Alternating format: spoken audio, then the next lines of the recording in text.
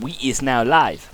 Okay then, so a recap of last week's event. So what a fun week it was. Our adventuring group, known as Ignium Cete, continued to tarry through their downtime activities, training, working on projects, conversing with each other, and various other tasks ranging from purifying temples to trying to fix magical items to training in the druidic arts. Come the end of the 10-day week that they had spent there, Lord Jarno Albrecht, the mage who had been sent from Waterdeep to investigate the disappearance, the issues around town, and then stabilise the area, informed the party it was time to return to Waterdeep to present their report to the lords, primarily Lord Silverhand of Waterdeep. Jarno teleported the group via teleportation circle to his private quarters within the primary palace of Waterdeep. There you were escorted by him through a network, almost a maze-like set of tunnels and corridors until you reached an audience chamber, a council room, and walked into a very heated discussion between several rather important lords of the Alliance. Lords of the Lord's Alliance. Let's go with that. Arguing over who should get the land, and why so and so shouldn't have it.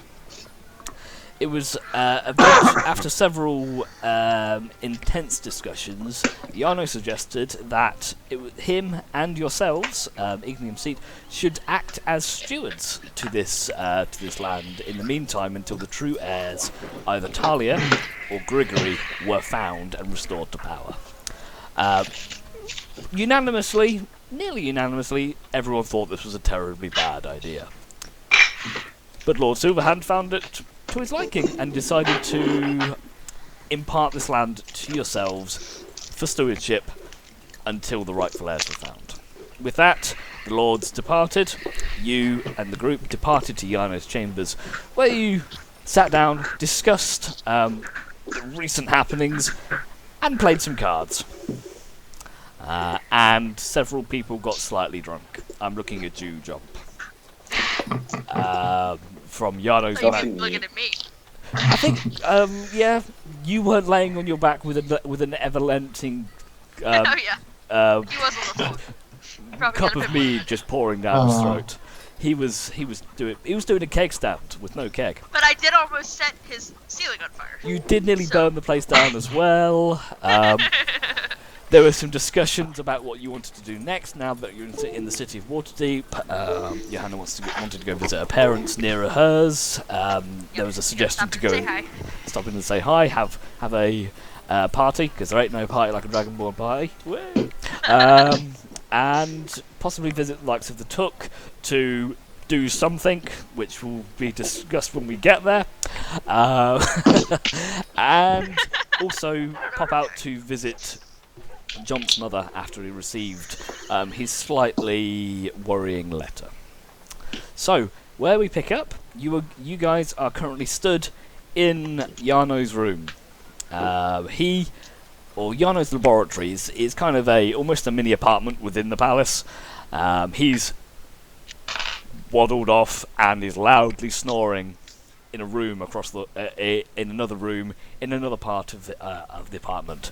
The table where you were originally playing cards is still there. Unfortunately, the mugs with Jarno falling asleep no longer produce endless supplies of ale. I'm sorry, guys. The deck of cards is also gone. You can finish what's in there, but it just doesn't refill itself, unfortunately. Okay. Okay. What time of day is it? It's probably about midday. Okay. Apparently, Jarno is a day drinker. Who knew? Apparently, you're all day drinkers. Yeah. Ragamuffins. That's a well-known fact. Jarno's a morning drinker. That's the issue. How do you think you know what? So, group, what would you like to do?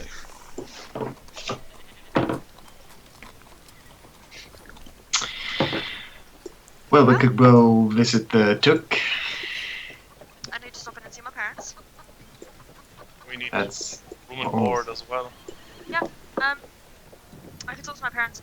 letting us stay with them while we're here? Well, Can't we live here in the castle? It'd be a little weird. Won't they let us live in the castle? We lived in the castle in the last place. Because that castle was abandoned. True. I think Lord Silverhand might not appreciate us staying here willy-nilly. Well, let's go. Let's go to the Took. Yeah. Sounds If anything promising. else, we can always... See if we can get some room. Okay, so you guys Right. depart Yano's room. Where do you go now? Okay, you currently follow the don't group. know your way out. Well, Can we ask a guard? Is someone There around? are several guards. But it Probably escorts about out. 20 foot down the hallway, there are 2 guards wearing their very ornamental, but also it kind of looks ornamental, but very much functional full plate halberd at side, staring straight ahead in a very guard-like fashion. Godlike fashion. Let's go with Get that. their attention and just be like, hey, Yano's passed out in there and we need to leave. Can you show us the way out? One of them turns to you. What do you mean passed Please. out? What did you do? Please. He drunk himself to sleep. Ah, okay. Follow me. We didn't kill him. He's the reason we're here. He turns to the guard next to him, gives him a nudge, and just to make sure he's still breathing. Snoring very loudly. It's pretty funny. And as you open the door, you kind of just push the door open a little slightly more, and you go. Never mind, he's fine. Follow me. I don't even think we're far into the room. He's just... So the guard leads you down pretty much the same set of corridors and tunnels that you previously followed Yano down until you emerge in the central courtyard area where you popped out from one of the side entrances. And you now see, from where you were, to your right, you have the large set of heavy wooden doors that led into the audience chamber. But on the complete opposite side stands a large... I'm going to call it a corridor, because that's the best word for it. A large corridor heading towards the exit, or the entrance of the palace. It's kind of like an entrance hall type thing. And he just goes, takes his halberd, points down. Just keep following down there. Don't touch anything. Thank you. Good day. And he Good turns day. and you can hear him clonking back the way he came. Clonk, clonk, clonk, clonk. So you guys head down. And as you head through, you find you get the idea that this is, well, you already know this, but this is, you can definitely tell that this is a very fine palace castle construct. Large stained glass windows adorn the very highest reaches. Sets of ornamental armour and coats of arms and banners and various drapes adorn the walls. The path you tread down is lined every probably 10 feet by thick ornamental stone pillars, which you surmise could very much be used defensively as well as decoratively. As you head out, you find yourselves on a large set of stone steps heading up into the almost semicircular steps that rise up into the palace itself. Neri, your parents live in the noble district, don't they? Are I they? believe so, yeah. Yep. So Neri, They're not necessarily nobles, but they're the They're help they gave the town in the war kind of gave them a bit higher standing than it. yeah. So you do recognise this area. You've never been inside the palace before, but you kind of know the general area. You're now in the centralised noble district of Waterdeep, pretty much a walled-off area from the majority of the city. Probably takes up about 20% of it, and in the central zone, several fine. It's fine paved streets, fancy buildings, lanterns, big street lights, guards patrolling the outside. I recognize if you just kind of wave. Hey guys. They wave back gingerly, like hi. Slightly confused, but carry on their patrols. I'm drunk. It's fine. Just ignore me. Oh yeah, and you're all completely pissed right now as well. Yeah. Anyway, so you head out. You head What about in down. real life or? I can. You want me to? Yeah, I can make it real life. I was getting pretty sozzled on the Monday stream. That was quite fun. I ended up handing out teddy bears to all the I party. have this. I don't have Bacardi. I had teddy bears. Even one, a certain dwarven fighter managed to get himself a stuffed badger. After interrupting what could have very been. confused by it. It had an omen that somebody somewhere wanted one.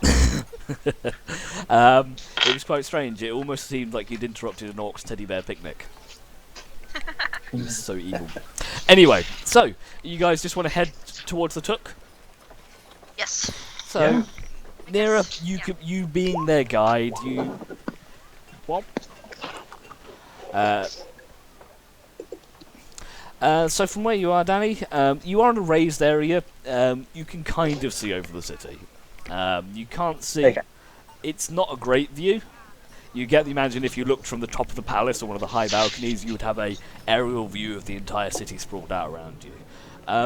You're a little bit high though. You can see little bits. It's not a great vantage point. Though. Yeah, I just turn around to everybody and just go, just hold on, we're going home. So, Nera, you lead your group out of the Nobles District. It takes you about 20 minutes to find one of the large, heavy wooden gates that mark the entrance and exit way to the Noble District in the city. A nod to the guards, they open up one of the gates for you, and you pass on through, and they shut behind you. You can see two sets of guards either side of the gates seem to be controlling passage in and out of the Noble District. You find yourselves on the eastern side of the city, and you head down. I'm going to need you to roll me an investigation check to navigate your way. You know Waterdeep, but you don't know all of I don't need Waterdeep. to do that well. So just drop us an investigation check. Yeah, you got. It's not been that long since you've been here. You grew up here. Oh, yeah. No, that's that. Oh, yeah. I'm pointing out a couple interesting pieces, like, hey, that's where I used to, get books, do extra research, stuff we didn't have in the library, and that's where I used to get my food. And that's something I exploded once, and then On accident. It was an accident. I was learning my powers. Allegedly. That's what she said. An accident. That's what she said to the guards. Nobody Anyway. else knows that. Shush. So, you head down. It takes you probably another 20 minutes of walking, of which time you pretty much all sober up to some degree. Jomp's... Well, you're not really sure if Jomp's still sozzled or if he's just being Jomp. But most of you sober up relatively well during the fresh air and heading out towards the Took. And I said it's about 20 minutes additional, and you come to the outside of the guild hall known as the Slayers Took. As you all know from the B team, the mercenary guild, who basically take requests and give them to their members. People come in and say, I've got a problem, or I need information, I need this, or whatever, and they put them on a board.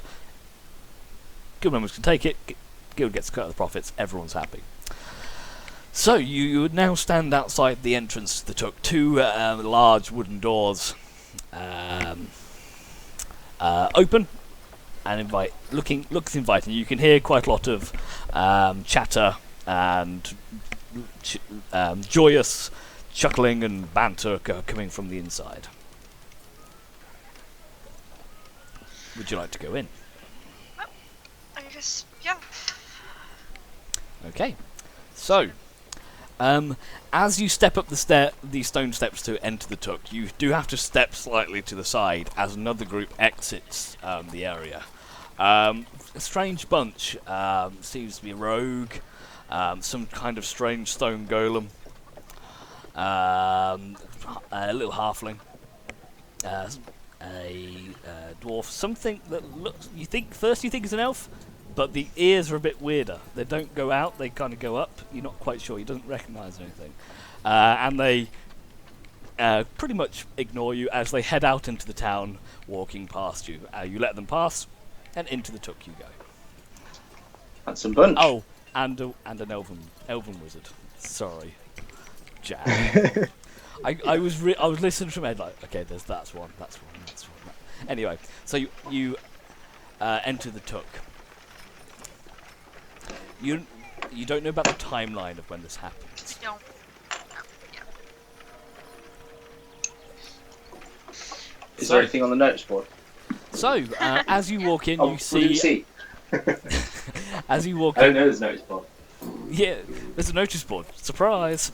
As you walk We in, noticed the notice board. you see the large notice board across one side of the hall, probably a good 10 foot wide, quite tall as well. Over the left-hand side, over the left-hand side, you can see a bar. Several patrons sit there drinking, just enjoying themselves, relaxing.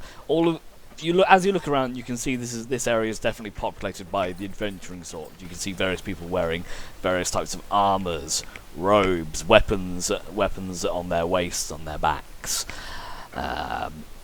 Nothing really stands out apart from them. Everyone kind of blends into one.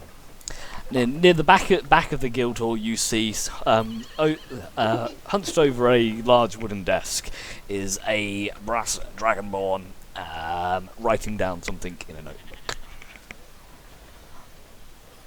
So what are we doing here, Nira? Yano mentioned something about this place. Not quite sure, can't really remember exactly what he said, but he said there would be somebody here to help me. So I'm going to canonise this. I don't know if I'm mistaken or not, but I'm canonising it anyway. Yano advised that if you needed someone to help you translate the book, it might be worth putting a posting in the Slayer's Took, and someone might contact you. So I think that's where it was. Someone will contact you if they can do it. Okay. I may have misheard post up in the Took, and someone will contact you as sit in there till somebody. That's where I'm thinking we may have the confusion. So. Yeah. Right now, you're all just kind of stood in the entranceway to the Took. Okay, so I'm gonna go straight over to the brass dragonborn. Introduce myself. Like, hi, here, Okay. Blackthorn. I need some help with some magic stuff. Do you have anyone here that can help with that? As he looks up, you see his thick pair of spectacles. I mean, like, these things are probably half an inch thick. And you go, takes them off. Bottom of a glass bottle. Basically, he's got 2 milk jugs. Hello, nice to meet you, Nira. Name's Treve. Are you looking to post a job? I guess I am, yeah. Okay, very well, take a seat. What can we help you with? What are you looking for? Well, I have this book. Okay. Can't really understand what it says. Nobody I've asked seems to be able to understand what it says. Oh, let's pop it up on the table. Let's take a look at it. Yeah. Well, as I was talking about it, I was digging it out, just slamming it on the table. May I? Sure. Flips a few pages, scrolls through them.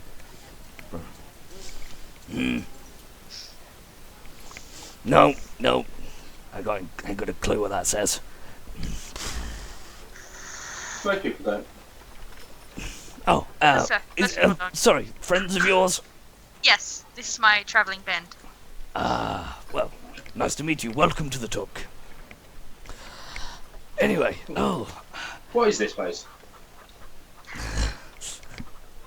I'm glad you asked. Well, we're a bit of a mercenary guild of sorts. In short, people come to us with needs, problems they need fixing, escorts, monster slaying, ingredient collection, things like that. We post them on our notice board just over there.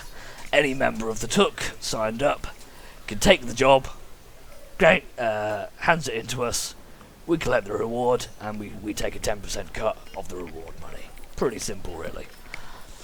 Why, are you interested? Well, if I ever run out of money, maybe one day. We might be. Well, I'm back. You're welcome to. If you do want to, just come see me. I'm always here. Anyway, about this book. Okay. I'm sure I can get a posting written up for you. What kind of reward do you think are you looking to offer for this? I've never really done the paying for someone to do something for me kind of thing before. What kind of, Generally the other way around, how I'm much? taking it. Does, Yeah. How much does it usually run? This kind of thing. Are you looking to translate the book, or just identify the language?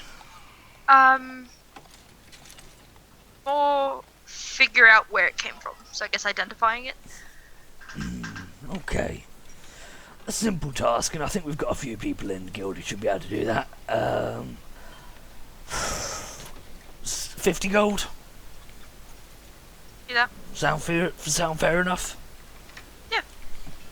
Fair enough. Well, give me a few minutes and I'll write it up. Thank you. He takes a quill out, pulls off a form from his desk, and you can see very quickly scrolls down some basic information about your job. Blackthorn, wasn't it? Yes, sir. Oh yeah. Where have I heard that name? My parents live in the city. Oh yeah. He writes down a few bits. He writes down. Now, how can we contact you? Will you be in town long? Yeah, we should be in town. Just kind of all over the place. We got several things to deal with while we're here. So. Tell you what, a few people I think will be able to pick this up pretty quickly. Pop back in the morning, or if you're around in the evening, maybe even then. I don't know when these people come and go. I'll check back every now and again. Come back and see us. We'll have a look. Yep. He scribbles out basically a contract with all the information on it. Are you looking to leave the book with us or bring it in for a live? I would prefer to keep it on my person. Understandable. It may, just so you know, that may make it harder if someone's here when you turn up, but as long as you're happy with that, that's fine. So he writes something. They're willing to get the gold, they'll wait. Right you are. Alright then. Well, he holds it up for you to see, just gives you kids so you can have a quick read through it. Yep. It is basically exactly as you've requested. Yep. He asks for a signature at the bottom of the page. Yep, flourish.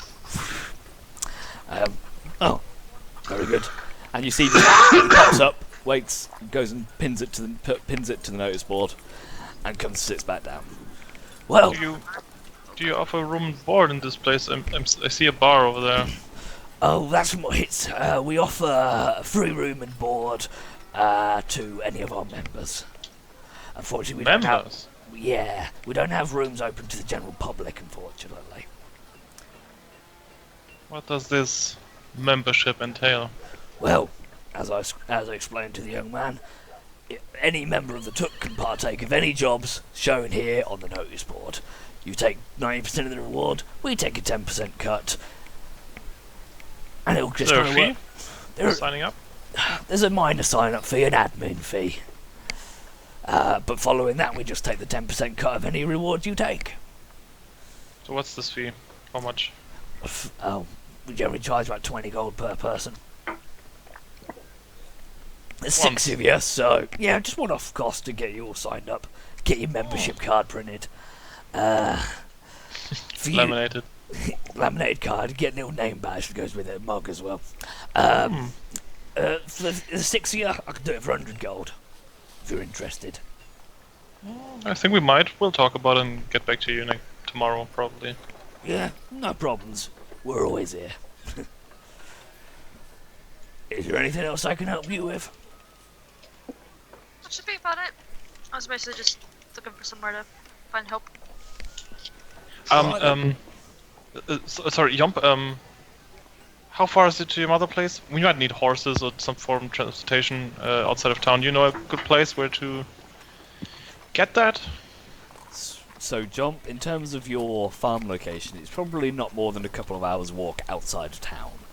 You regularly traversed into Waterdeep to sell goods for market with horse and cart, and the even site wasn't that far away. Yeah, it's not the kind of thing you're going to need mounts for example. Also walk happy. You are muted as well, John. Makes it slightly more difficult. I can hear him talking back. I think I can hear you Now? now, yeah. Yeah, no, you're fine. Yeah. Good. Yeah, I've been walking there all my life basically, so it wouldn't be a problem. We won't need a horse. Alright, we'll take in the view. Well, pleasure doing business with you. If you're here, we're here if you need us. Have a good day. Thank you. I'll be back to check on my thing later. Gives you a nod, and he picks up his thick spectacles again, and goes back to whatever he was doing in his book. That is so ridiculous. Okay, go. So, what would you like to do now? You guys want to go meet my parents? Yes. Oh, yeah, but in our state, do you think it's a good idea? We're still We're fine. sloshed. We're fine. I'm fine. Yeah, We're fine. Am I fine? He's like You're that. fine? I'm fine. She's You're fine. fine. Yeah. Actually, You tell you what, know, Fine. I would like you They all... would be Um, super upset with me if I didn't come see them as soon as I got back in town.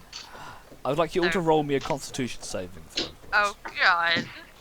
Let's, Well, deter- Start saying you're fine. let's see how sloshed you actually are. Yes. I mean, second highest. I'm not that bad. is it warm outside? So I'm gonna roll one for yeah, there you go. See? Jan's like, yeah, no, well, I'm feeling all right actually. Shall we? Well, at this point, you're And- only not alright if you don't drink, Natasha. Johanna. As she turns and Skaith is currently he's leaning, but there's nothing there. He's pretending he's like leaning on a bar and he's just very slowly tipping to one side. I'm gonna catch him before While he he was falls. moving, it wasn't a problem. But now Sitting that standstill. stationary, it doesn't seem to be agreeing with you. Yeah. Jump, Like you're it. feeling a bit tipsy and lightheaded, Probably. as are you, Ranos. Nira, Thero, you've pretty much shrugged off the effects. Johanna's stone cold sober.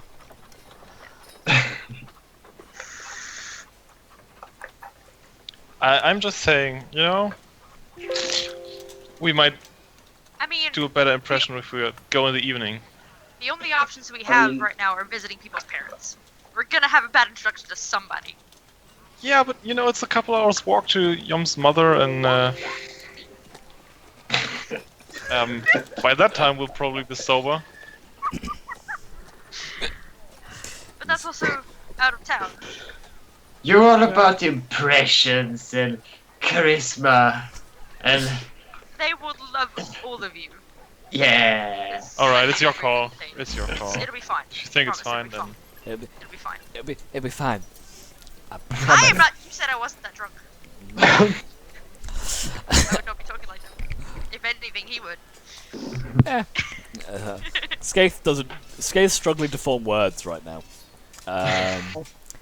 He knows words. look, He he can doesn't speak look like words. His tongue's forgotten how to. There. Shut your mouth. There.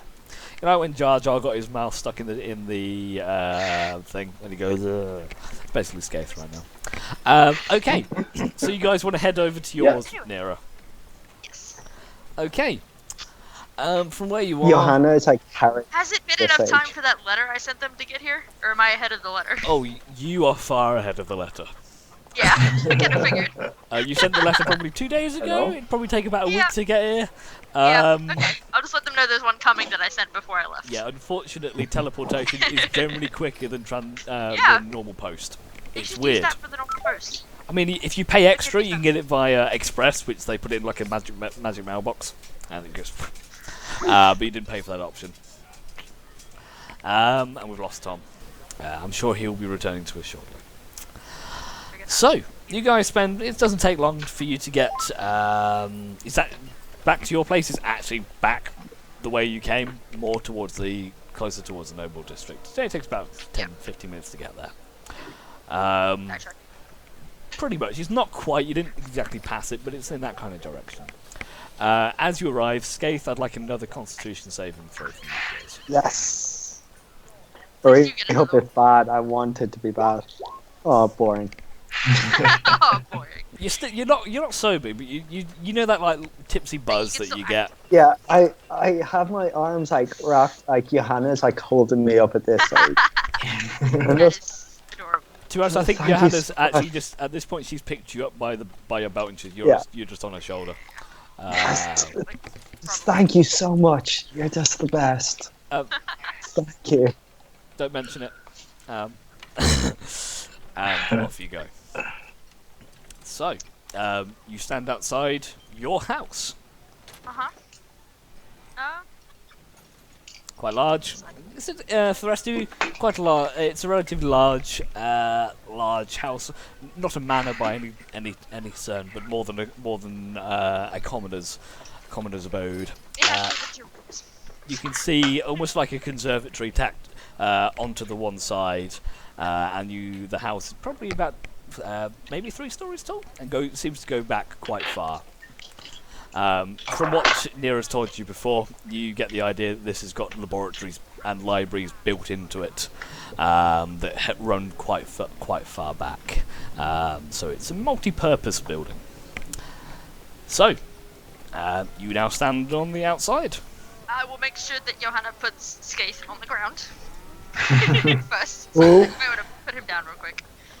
She just kind of half puts you down, half drops you, just. Yes. And you land 3-point landed, 3-point superhero landing. And you get back up. On the ground. You're fine. Alright, I will walk up and knock on the door. Don't you have a key? It's somewhere in my stuff. I don't feel like digging it out. Knock on the door. Surprised. What's surprising, huh? No answer.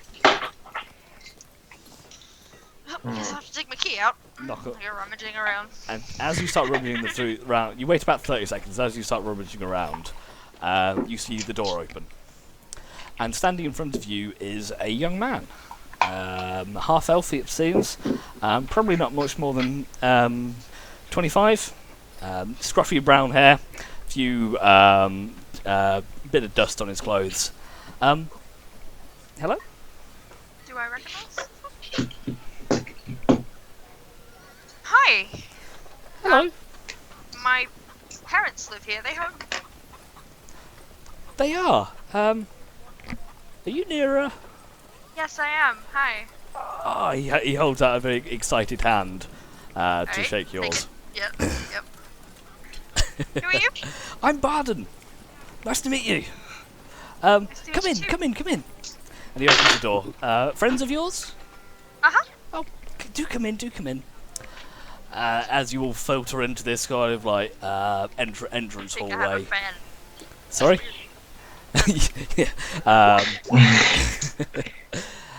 Yeah, I know. Barden is the same name from the Gypsy Camp. People have the same Use names. this name. Just ignore them. Yeah, he's not the same guy. Oh, it's not the same He guy, not decided at to all. stop travelling. Yeah, you That's know fine when he then. said, you know what, we're not travelling anymore, he decided to become someone else. I panicked on the spot, alright, leave me alone. Barden is his name, but it's with an O at the end, not an E. Barden. So it's a completely different person. Makes sense. He told us how it's spelled as soon as he introduced himself. Exactly. Hi, I'm Barden. Bardon, not E-N. That'd be ridiculous.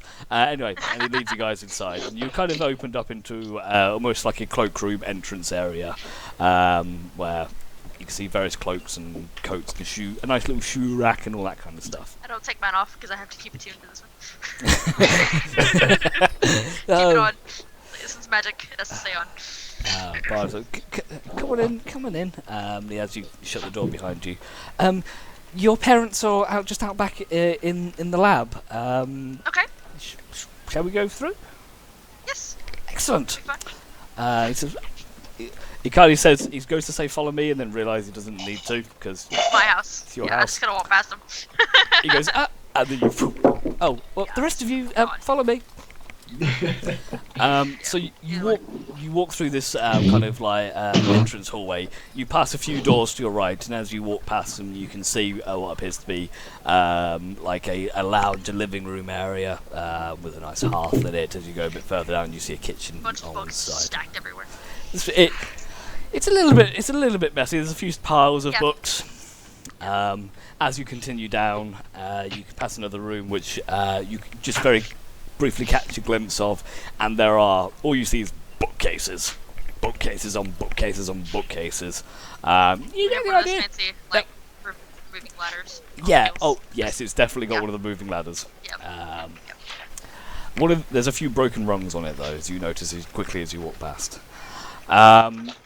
In you go, and at the very end it opens up. There's a large door that you just open up and head in, and the rest of you see as it opens up into a large, pretty stone based laboratory. No, there isn't, unfortunately. A large So bad. stone laboratory, very similar to what you saw at Yarno's. You can see several tables, several workbenches, chairs, bits of paper and notes, different alchemical equipment, test tubes, flasks, filters, things like that. Rows of alchemical ingredients, different powders, and stuff like that. I didn't actually, unfortunately. Sorry. I did. Discwork people, Discwork books. I did. I got They're it. good. Anyway, Thank you. you see, as long as one person got it, you're fine. Yeah. So you head in, and it's this it kind of opens out to this quite large laboratory type area, and you see standing hunched over a bench two blue dragonborn, wearing these quite long, almost like robes, but more like lab coat type things. As you walk in nearer, they seem to be hunched over and they don't look up from what they're doing. Hello? You see, they both Are you busy? both heads start up and they both turn around. Hi.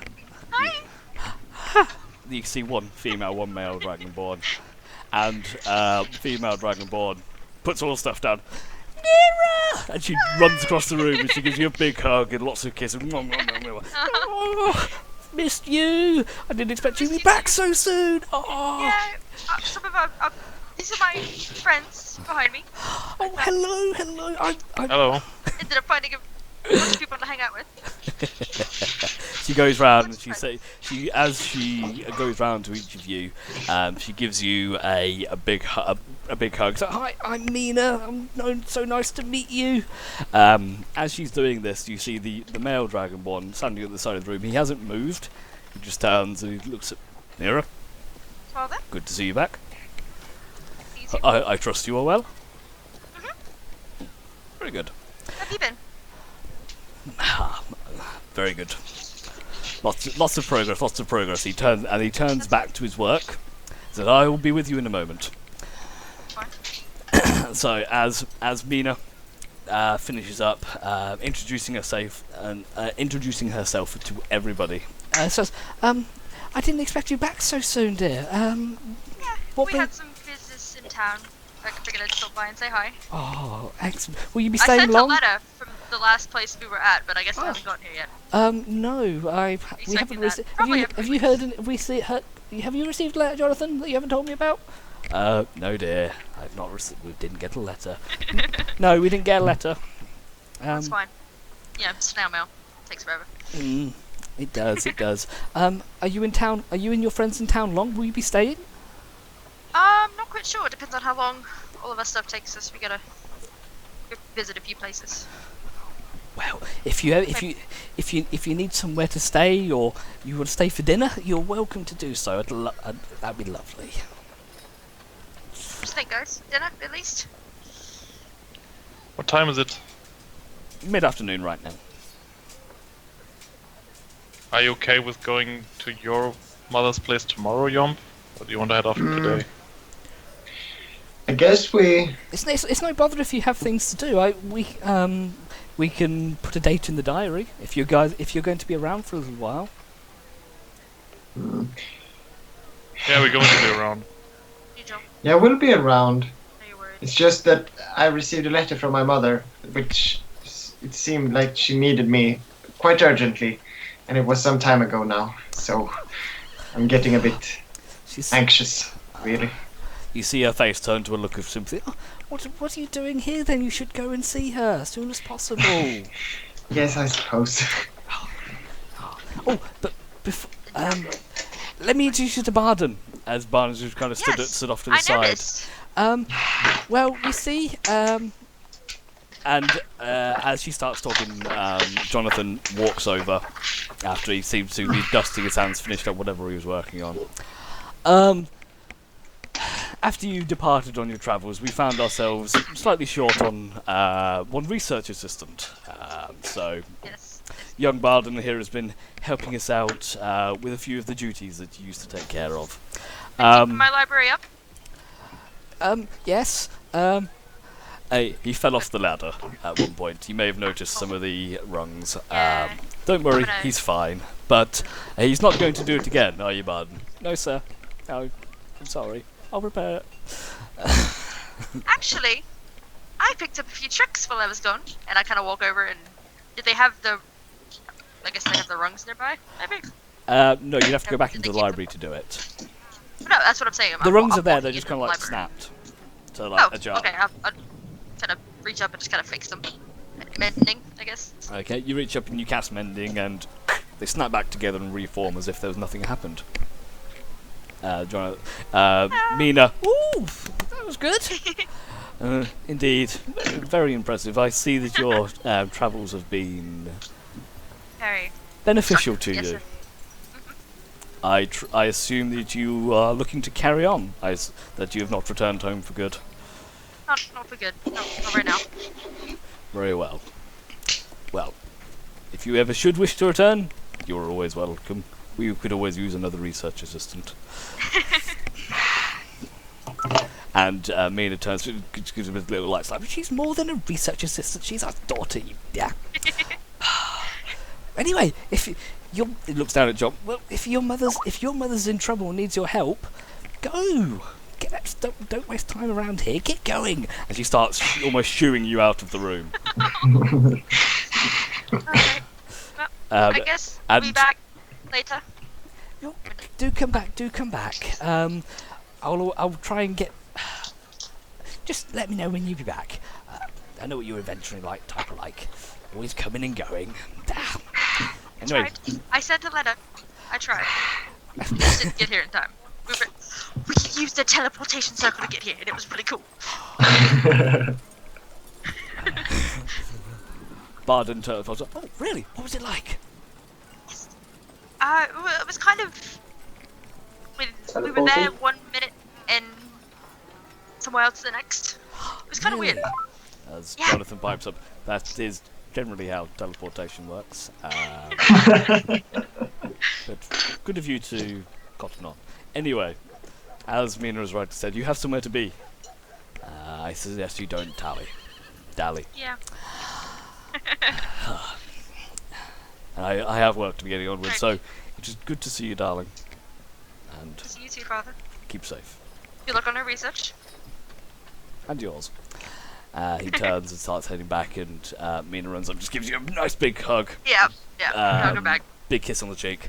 And at that point, she says, Barden, if you could see them out. Now, shoo, go!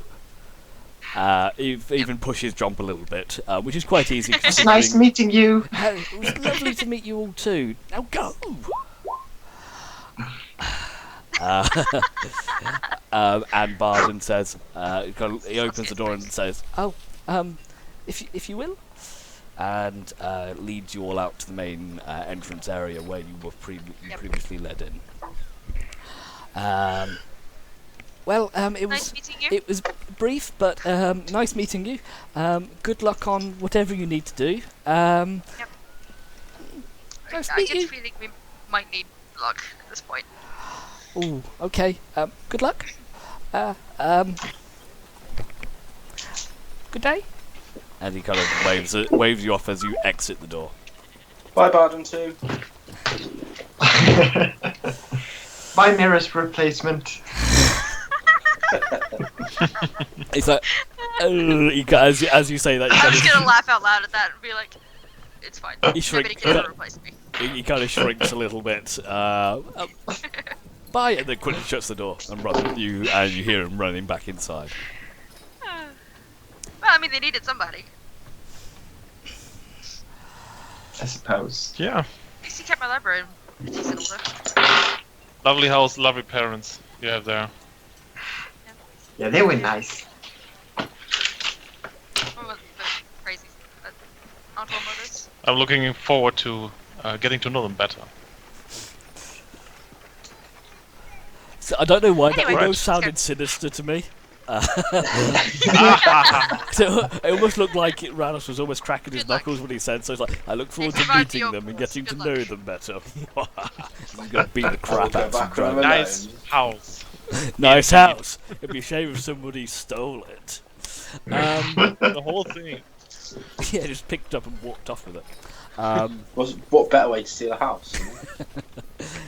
Anyway, so it's now. Should we... Go on. Yeah, go ahead. I was gonna say it is good mid-afternoon, probably about 2 or 3 o'clock right now. John, by your estimates, you could probably reach your farm in about 4 hours' time from where you are. And when would we be? So you'd arrive there just after dusk, late afternoon, probably early evening, about 6, 7 o'clock. We should get going probably. I think we can sleep out there if we would need to. We can sleep in the stables, or we could sleep in the Gary tent. So you haven't travelled at all today. You still haven't done any travelling, so you have plenty of travel time remaining to you. So, you guys. Right there, then. Say again? I'll just say we're heading Okay. out of town. Yeah. Excellent. Okay then, so you guys head out of town. You spend it takes about half hour proper to get to the large eastern gate that opens out and exits the city. You pass through the market square on the way back. Jump, very familiar to you. You can hear the familiar calls of traders peddling their wares, selling pretty much anything from trinkets and baubles to weapons and armour to fresh fruits and vegetables, which is kind of where you specialised in previously. It all sounds. I mean, it's been a little while since you've been here now, and it feels relaxing. You walk as you walk through the market square. You see a sign far on the other side of the square on one of the walls. It stands out in its bright purple lettering of Wes's Wondrous Wares, and you'll get a deep shudder down your spine as you know what lurks in Quite enjoyed within. Wes. Shopping, Everyone yeah. else hates him, but I actually quite like the character. As you walk through the marketplace, you are slowed down dramatically as Johanna picks up and has a look at 50% of the items on the market stalls you walk And I past. just kind of drag her along. It's like, come on, we haven't something I cast levitate on her and just push her. By a combination of dragging and levitation, Johanna is floated out of the marketplace. I was holding her to the ground and dragging her along. Okay, so you hold Johanna, you kind of hold her down, and then you both levitate up, and you now have a Johanna surfboard. I was thinking kind of like a balloon, but okay. That would be good actually. Yeah, you have a Johanna balloon. You kind of got her by like a foot, and she's just floating. You draw a few strange looks as this floating cleric passes through the marketplace, reaching down at the stuff that she can't quite reach. For young good day, you don't need to spend any more money. No, but there's nice textiles. No, We can come back. That would look lovely on Bodger. Come back. Come back. Fine, and she Take you on a huffs. personal shopping trip. She huffs and floats along. Okay, so you exit via the heavy eastern gate, which is fully open. There are several traders, common folk, even the odd what appears to be noble on horse, entering and exiting through the large eastern gate. There is a large stable inside the walls and a smaller one on the outside as well, where several horses are parked up. You guys exit the gate and follow the large stone path that leads easterly out of the city towards the more rural areas where farmland, woodland take over. So, right now, actually, I know it's very early, but I'm just going to call a quick 2-minute break here because I actually really need the toilet and a very quick browse over something. So, I'm going to call a quick 2-minute break here. And then we'll pick up again in a minute, if that's all right with everybody. I say if that's all right, I'm doing it anyway. So I'll be back momentarily. Me too.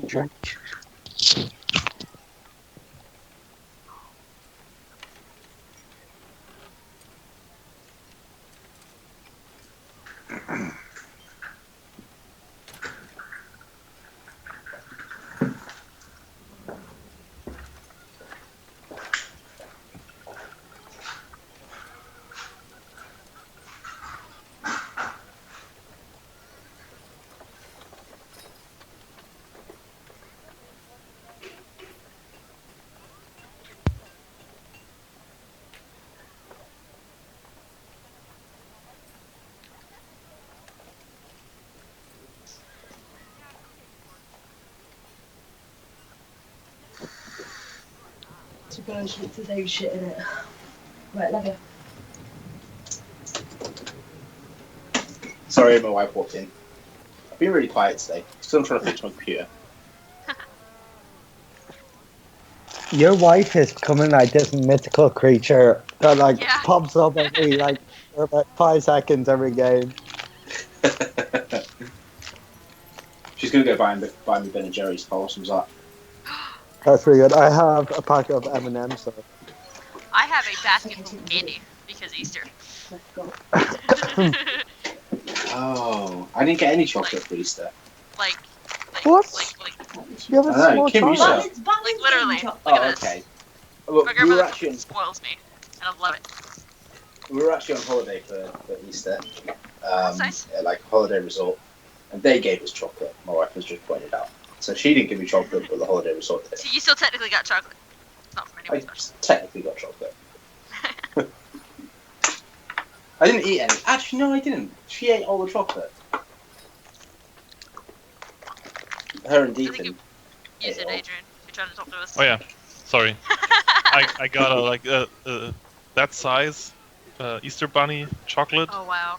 That's half a rough. kilo, and it's sad to say it's gone already. I got one of these huge eggs. It's all chocolate. That's amazing. You'll be kind of disappointed. What? I got them for my girlfriend, but yeah, Oh, no, just enjoy. I love Ferrero Rocher. Ferrero Rocher is like my favorite. Yeah, but the inside's kind of disappointing. Disappointing. Yeah, That's I no- can feel it's hollow. I know it's not solid. I've never heard the inside of Ferrero Rocher being described as disappointing. Many things, but not disappointing. That's a big Ferrero Rocher. I'm assuming it's not a single Yeah. one. I think it's like the It's a outside shell. That's really tasty, and then there's 2 Rocher inside. part. Oh, 2. that's cool. 2. Yeah, To be honest, I felt kind of cheated. hollow milk chocolate. And 2 of the little ones inside. Not a Ferrero Rocher fan myself. More of a Still Lindor. Ferrero Rocher. But- That stuff here is really Oh. expensive. It's really Lindor expensive bunnies. here as well. Yeah. Yeah, But I'll happily pay. All the good chocolate is expensive though. Yeah. the Lind bunny was 15 Fine. euros. We got Wow. these new Okay, donuts it's not at that work expensive. that have the Ghirardelli chocolate on them. It's fucking expensive. Oh my god, the stuff's really good. I'm happy insane. with Cadbury's any day. Just give me a whisper. And I had a bar of Cadbury's over while I was over in the US, and I was like, oh my god, what is this? And the first thing I did when I got home was went to Smith's and bought myself a proper bar jockey. Cadbury's isn't really the same anywhere else, is it? No. No, it's best in Ireland and much better compared to England. No, it's in Ireland much better than England. Those is fighting words? Brag about it. Oh, it's guaranteed. The reason Cadbury's is so much better in England than anywhere else in the world is because Cadbury's is in England. Yes. No, it's the milk that they use. It's Okay. much better in Ireland. The Irish cows, they're way happy. Way more happy. Well, actually, guys, the best thing you have to offer is actually Reese's peanut butter cups. I got some of those They're too. American, yeah. Yeah, They're so good. you can also get them Okay. in London at least. So, That Danny, was like get them in- every evening. And then I got Danny, I'm so jealous right now. if you want to back up your Yeah. claims, I can send you my address and you can post me some chocolate from Oh, well. from Ireland. oh, speaking of Cadbury's, I have a caramel egg. Yeah, it's so much I better. haven't actually gone through my basket yet. I don't know what I have. I'm trying to be good right now, and you're making me want chocolate so bad. I don't have any in the house. When I went shopping, I deliberately didn't buy any. It's like, no. Yeah, it's the only way I can prevent myself from eating it all. Well, as aforementioned, my wife's gone out to go get me Ben and Jerry's. Awesome. What flavour? Do you know, it'll have to be peanut, not peanut butter. It'll have to be cookie dough, because cookie dough's awesome. Mm. Or have you seen all Chocolate these fudge Twitch brownie. shows? Chocolate fudge brownie, Indeed. Adrian, my man. You get Right. Up top. you get inspiration. Art gets inspiration. Anyway, so bringing us back in anyway before I go and raid the cupboards The candy for discussion. food, Yep. and just pour sugar over it to make it sweeter. We return. You guys you've left the eastern gate of the massive city of Waterdeep and heading east into the rural area of the farmlands. Jump a trail that you have travelled many, many times, far more than you can count, and you can't count too high. As you head out, you lead our group down the main trail. After about 2 hours, you break off to the left, heading slightly more northward, passing through very lightly wooded areas, more transitioning from stone roads to dirt trails that you've travelled many, many times across your youth. Before you reach the house where you grew up, you pass some of the fields owned by your family's farms, currently in the midst of being recently tilled, ready for planting. And before anyone comments on, actually in the middle of summer, that's not when you do that, I don't know farming, so I'm going to go with it. So roll with me. Be honest.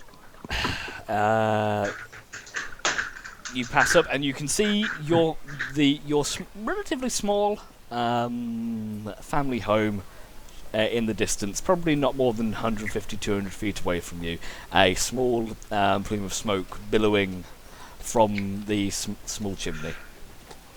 That's my home. Huh. I can see my house from here.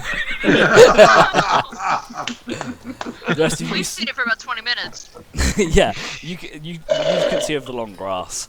Johanna saw it fucking ages ago from like the 20 feet up in the sky that she is. So as you come closer towards the house, it's a simple but sturdy, more like a wooden cabin. More than anything else that you've seen, likes of Nera, Ran, Skaith, growing up in the mainly in large cities. You haven't seen too many buildings like this, but it looks cosy, it looks homely, and it looks rustic. Nice. I've been in the city my whole life. I'd love to live in a place like this. Yeah, it was nice growing up here. So as you head up, you can see, as I said, smoke, a bit of smoke billowing from the top chimney, and the sweet smell of some kind of stew wafts out and hits your nostrils as you approach the house. Door currently shut. Simple Unless we haven't curtains. eaten anything all day. Super hungry. little small simple curtains drawn, and you can see light from inside. By this point, it is about 6:30, 7 o'clock at night. And let's change that from the city music. So, let's do that instead.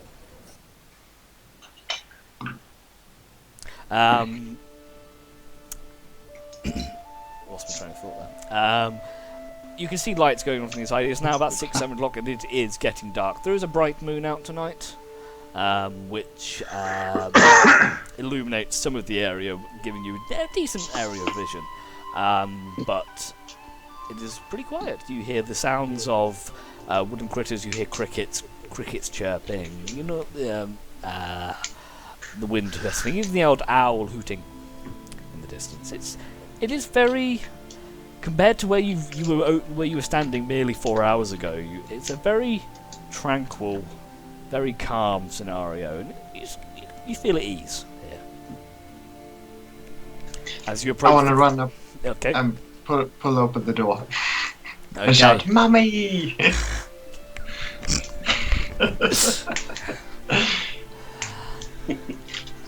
So, John, Can I do that?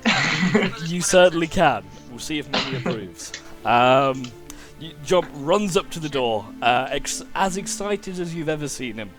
As he bounds ahead of you, he makes it to the door, a good 30 feet ahead of you guys, and he just flings it open. The door opens out towards him, and he shouts, "Mummy!" Jump. As you look inside, you see two familiar figures. You see Dunn, the half-orc farmhand who you had previously worked with during your childhood.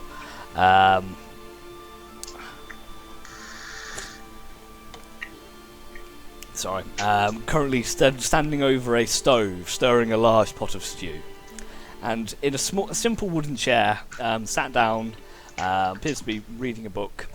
You see your mother. Very startled as her door just flung open, and as you do, she jumps up and assumes a defensive combat stance, which very, very quickly drops. As she jump, and this little halfling woman runs up towards you and gives you this big old hug. And it's quite strange for the rest of you.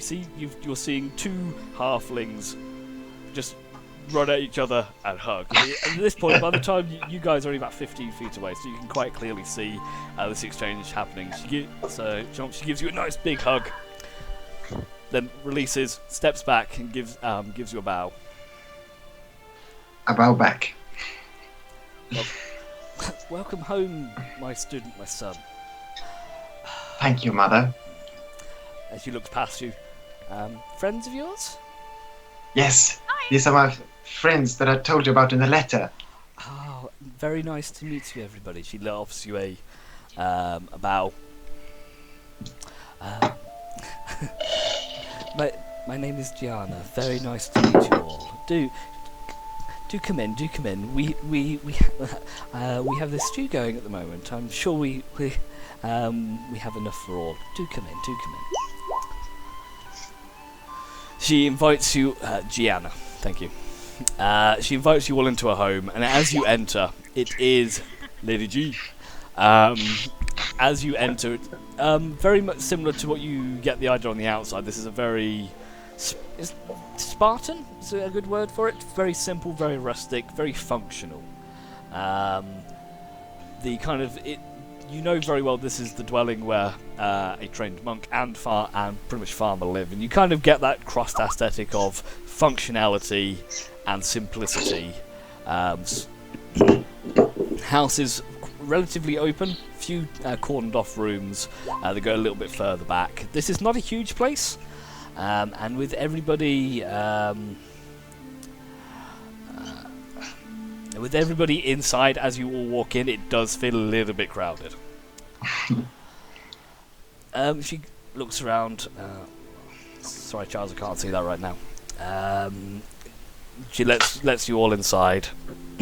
Says, she looks around for chairs, And she takes a few buckets and she upturns them. Do come in. Have a seat. As Dunn turns around. Good to see you, Jump.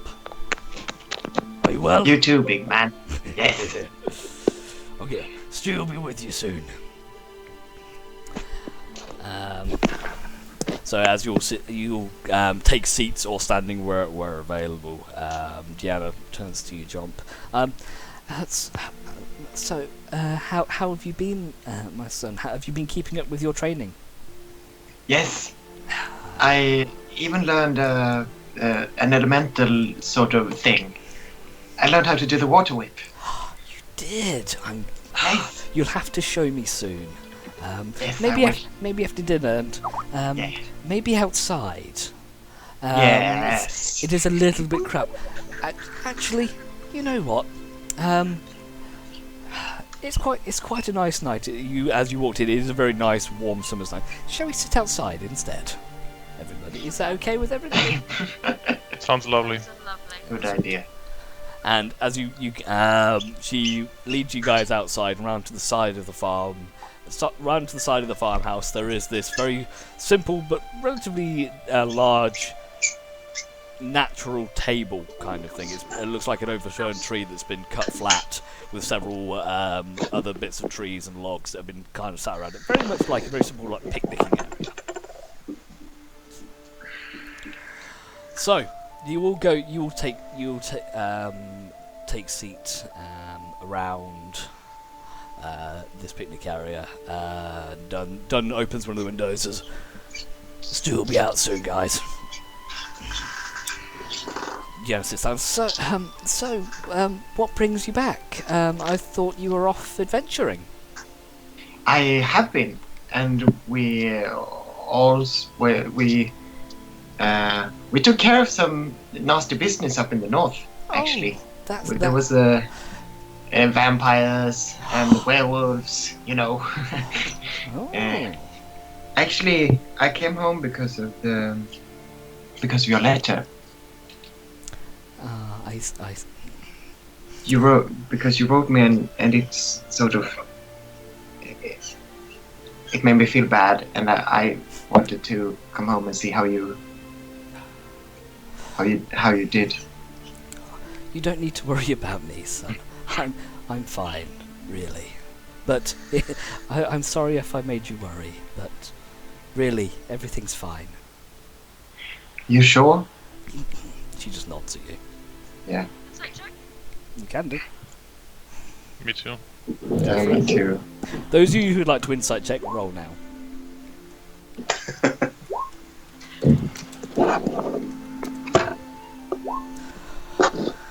check.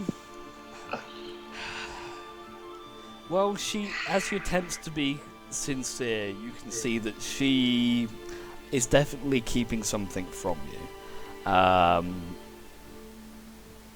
Kind of not necessarily nervous, but an uncertain smile across her face as she says everything's fine. Kind of like there is something going on, but she doesn't want to tell him. Kind of, yeah, there is something wrong. Dunn pops his head out and goes, "Oh, stew's ready." And Gianna pops up. "Ah, excellent. Let me just go grab some bits." And Stop with that. no, you're fine. Take a seat. You can see she gets up and she trots round and back round to the front of the building. And you can now hear the sound of crockery, plates being pulled out, cups being poured, drinks being poured, etc., etc. For about a minute. Then you can sit around. You're just enjoying the nice, tranquil atmosphere. There's very little background noise. The moon is bright. There are no clouds in the sky. It's a fine day. However, the tranquility is shattered when you hear a thud from the house and a plate smashing on the ground. I run in immediately. Excellent. I'll follow. So Guys, John, I'll be right back. Sorry. that's all right. You jump up and you run round as fast as your little legs will carry you, which is strangely fast. And Right behind him. as you walk in, you see your mother fallen down to the ground. A plate smashed on down next to her. A little bit of stew laying down, and Dunn quickly hurrying to help her up. Mother! Johanna, What's going on? She puts hand. She Yeah, kind I'll wave to Johanna too. yeah. Oh, what's going on? What's going on? Let me help you. And Johanna puts out. No, I'm fine, dearie. I'm fine. And she kind of puts her hand up to deny any aid to her. And she staggers to her feet, and she kind of grips onto the chair for stability. I just need to sit down for a minute. And she goes, so I'll be back in a few minutes. And she hobbles back into one of the back rooms, where Jump is back to where her bedroom is, and she hobbles back there. And you see Dunn kind of stood there, and a defeated look on his face. And he gets to something and starts cleaning up after her. Don, Yes, has Jump. something happened while I've been away? I noticed it's something. He kind of nods his head outside. Yeah, and he kind of sits down around the picnic area with you. He leans in kind of like more of a hushed tone, and says, "She won't admit it, but she's been growing weak, fatigued, lethargic. And this is not the first time this has happened. Over the past month or so. Oh. She won't. Every time I try and talk to her about it, she merely brushes me aside, tells me to carry on. She's too proud. She's too... But this is not the first time it's happened, and quite frankly, I'm starting to worry. Yeah, me too.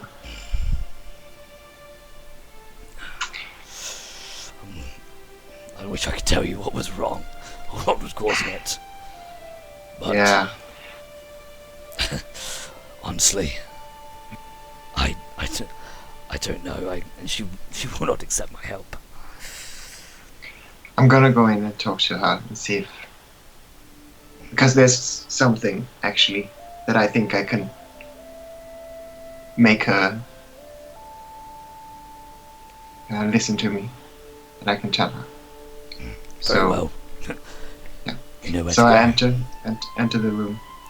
The rest of you remaining outside? Yeah, Okay. just outside. Okay, so Jump, as you enter, you go through, and your mother's bedroom door currently shut. I open it. Just open it and walk in. Okay. Yeah. You see your mother sat down on the floor in a meditative stance at the foot of the bed, legs crossed, eyes closed. I thought I taught you to knock. Not this time. You need to talk to me. You don't need to worry. I'm fine, honestly. Mother, I had a vision, or something was shown to me by a seer of some sort, and she showed me a picture of me as a child, as a baby, where a dark form or dark force held me or touched me, and that is not... And you were there too, and you seemed anxious about it, and this is not something you've mentioned to me ever. She lets out a sigh, and kind of a defeated expression sets in.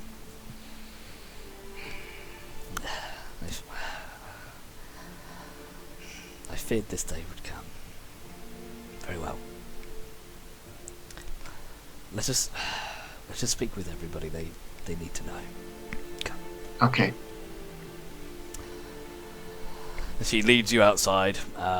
She do see hobbling slightly, but corrects it. She hobbles slightly to start with, but she corrects herself as she walks back out to the area.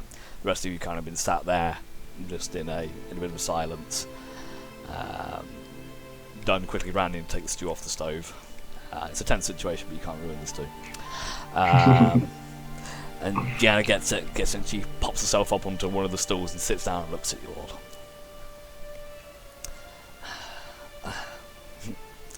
My friend, I'm sorry for my dishonesty. As I'm sure you can all tell, not everything is well.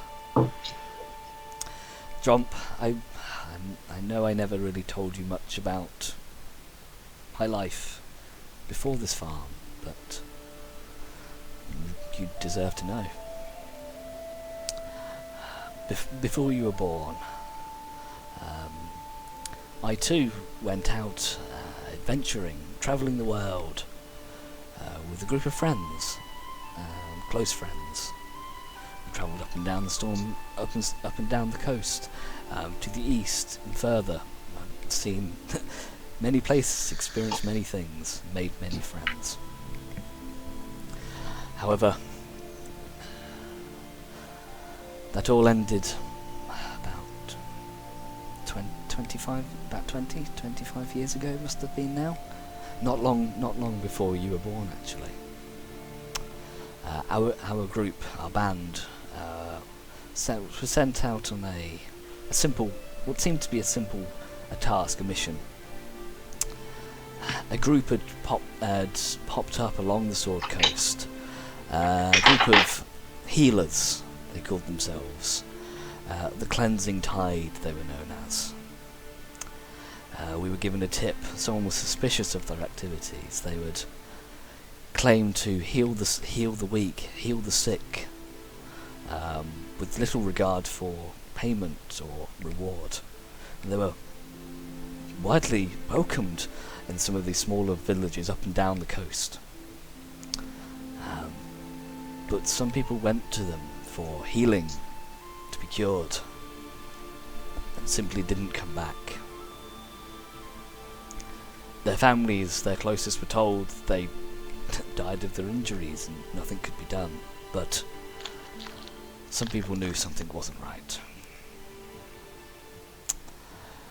We investigated this. We looked into their dealings, followed some of them, obtained information from some of them, and to cut a long story short, we found them to be not the helpful cleansing healers that they profess to be, but maniacs, cultists who worship the power of elemental water. They pursued and revered one of the princes of elemental evil, known as what's her name? Olihydra. Revering her as some form of god who could bring them unknown power. They were taking these helpless villagers as sacrifices. They found themselves a temple building, rather large, on the outskirts of the Sword Coast, to the north of here, not far. Off the coast, out to sea it was. We tracked them down. We fought their members, slew many, until we came across their prophet in the Grand Chamber and their sacrificial room. I had seen some horrible sights in my travels, but this was something different. The remains, the bodies left there, were little more than husks, as if not that they'd been sacrificed, but drained.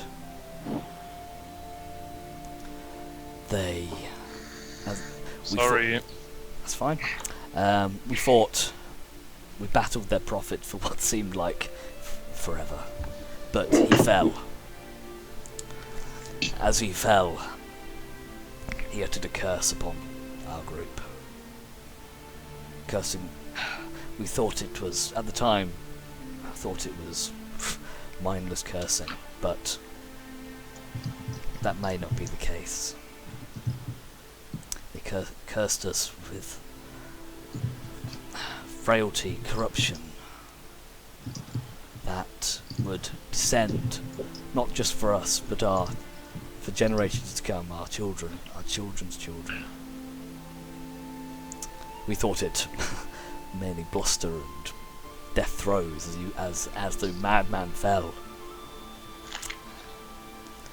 As he did, the temple began to shatter, crumble around us, as the waves began to reclaim it, dragging it beneath the sea.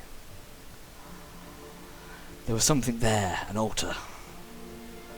We knew it was important, but we were wounded. We had to get out of there. We ran. Not all of us got out. I lost a good friend that day. And that is when I decided to lay down my gloves and set up this farm. And you. I'd always hoped this curse was nothing, but these past weeks, months, I feel my strength leaving me. And I fear that I may have passed it to you as well. And I fear so too. And I conjure a bit of water in my hand as if to start the water whip, just to show her. And as she looks over, kind of a look of acknowledgement of what she feared is true. As you conjure this, just a small globe of water in your hand, and inside it swirls with a strange darkness, shadow that pervades just the essence of the water. So it's true.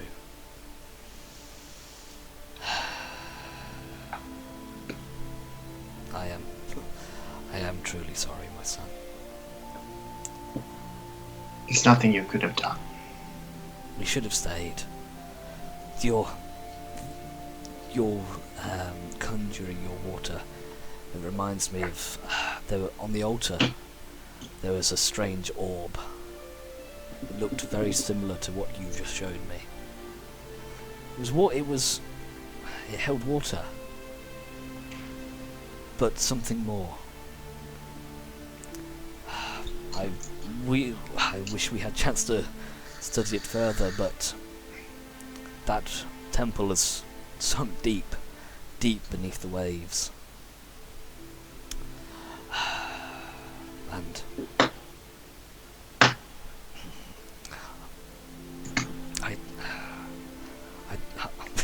I do not know what to do. There must be a way to stop this. There must be a way to make you better, to make me better. There must be. She sits in thought. There is someone I know of who is far more versed in these matters than I. My master.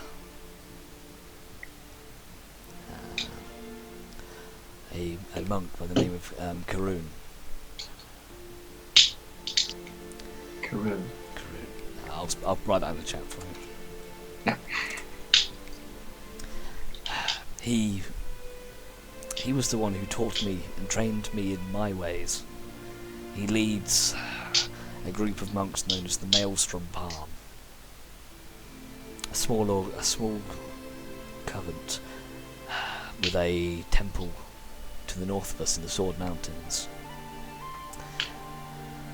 They followed the ways of the elements, harnessing them, working in tune with them, in guidance and harmony with them, in a way that I could never master. And it seems that you have, to some degree. perhaps they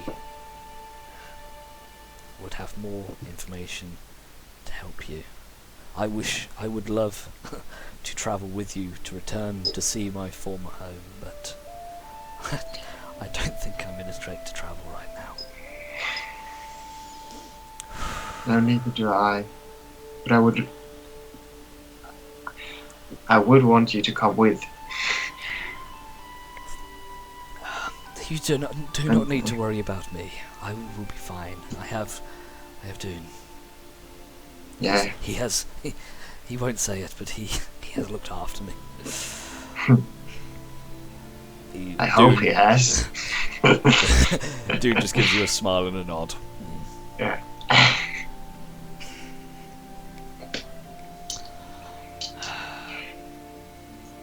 I will go see him. I will go see Karun and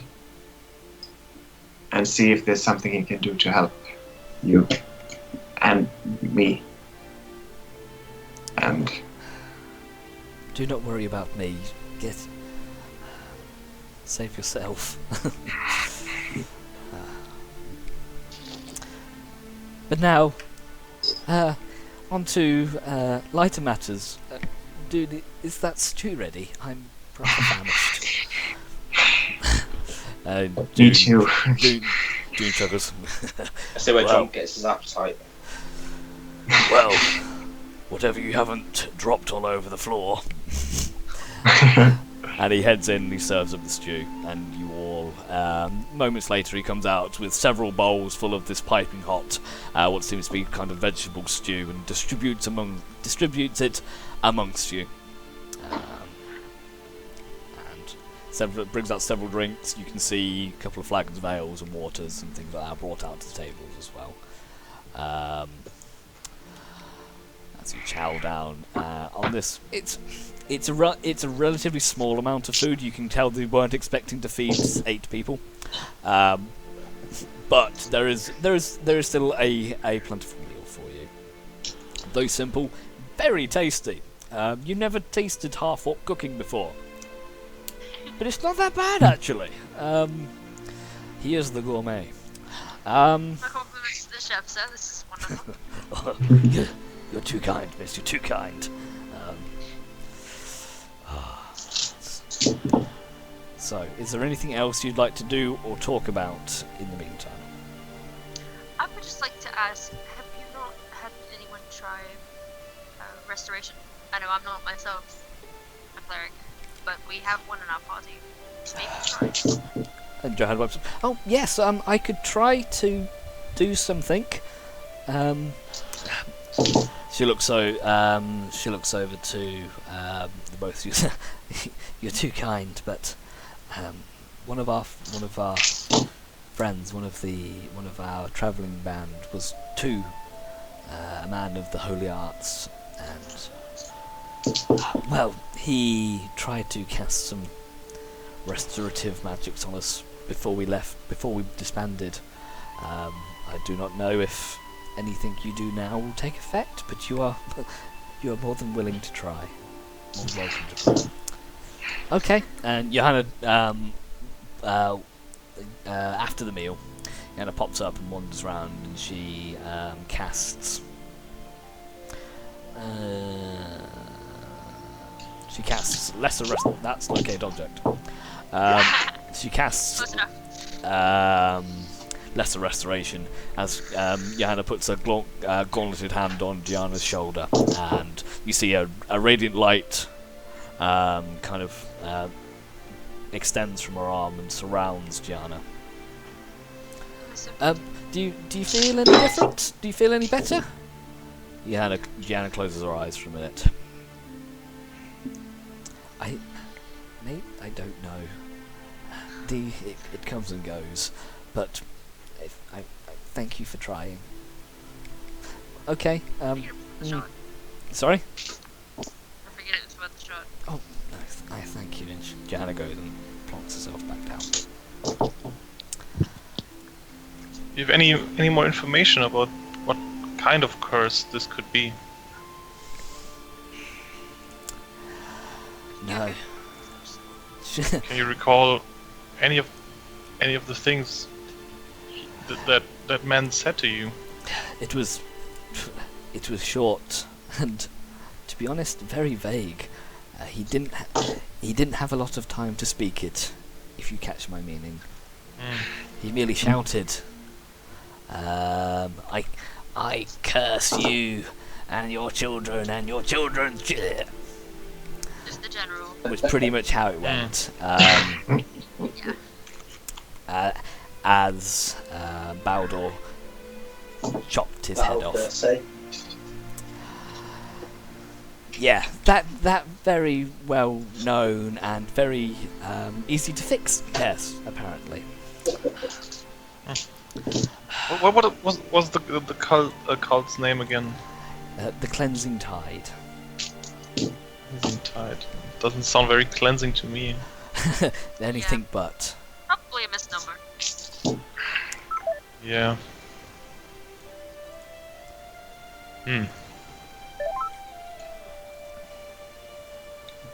Well. So Ranos doesn't recognize this cult or anything, or anyone else for that matter. Not really. No. This was before your time. Let's check. How old are you, John? I'm 20. Yeah, that's about right. So it was before it was before a lot of your times. And Even Ranos is an old man. Ranos That's is Yeah, more but of I'm from way down south. Ranos is far Yeah. down south. It's more of a Okay. localized issue. I wouldn't have had any history books on them. They weren't necessarily a well-established, long-running cult. You have read books about and you know of the cult of elemental water, as you read in the Baron's study. John pulled out the book of elemental powers, and it had a small section on the princes of elemental evil and their worship. So you know that there are 4 in total: 1 for fire, earth, air, and water, and they are generally revered by mad people as gods, who are trying to do whatever mad people do in terms of gaining power and wealth and influence. So that and part rang a bell.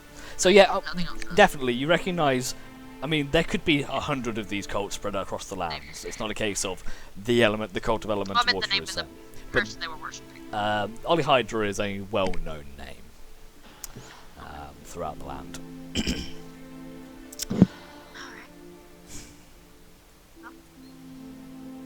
Well, Waterdeep will hopefully offer some insights. And that was the name of Yes. the monks band, the Maelstrom Palm. So I'm going to drop you. I haven't upgraded the map yet. It's on my to-do list, but I'm going to drop you on there to give you an idea of the locations. So if I put a little dot on here. So you were told that the monastery was somewhere in the Sword Mountains, which may be about here. Okay. And There's also Sword Mountains here. yeah, there's 2 sets of Sword Mountains, but Gianna kind of points it out onto a map for you. Yeah. Um, Yeah, I was about to ask. and she gives you a rough idea that the elemental temple. Sorry, was it the lower one? Yeah. Yeah, the lower one. Yeah, there's a little black dot underneath it. And the elemental temple was somewhere out here, past the large outcropping of rocks. Just there. I will put this on properly later. Where are we right now? So right now you're probably about here. Just outside of Waterdeep. So Yeah, you're not very far out of Waterdeep at all. It's probably about, from what you've known of travel, that's probably about a day and a half north to the monastery, towards the mountains. Where it is in the mountains, how you get to it is a bit different. You put the cart on the map. That's a big cart. In terms of location, you're probably about there-ish right now. So you've gone east out of Waterdeep into the more open farmland areas. Okay. Alright. Alrighty. and where does Johanna's family reside? Johanna's family's over here in Secomba. Oh, okay. That's far. So it's a little bit. I'm not going there by foot. I want. No. No. Randall's like, I'm not going by foot. I want a horse. I want a horse. I want a horse. Or a baron's carriage that he has his heart set on. Preferably that. Which is going to take you quite a while to travel the baron's carriage down from Corvin all the way down there. But Well, if we, had like a person who could do that for us. if that only would you be- had some kind of manservant. Yeah, right. Weird, should think right? about That's that. never been brought up. That's It could've been part of literally your never dub. been brought up. Why bring that up now? Yeah. Anyway, Weird Nathan. I'm warming to the idea. okay. Just keep bringing it up every now and again. We'll eventually agree to it. Okay then. So, that's. Don't worry, Danny.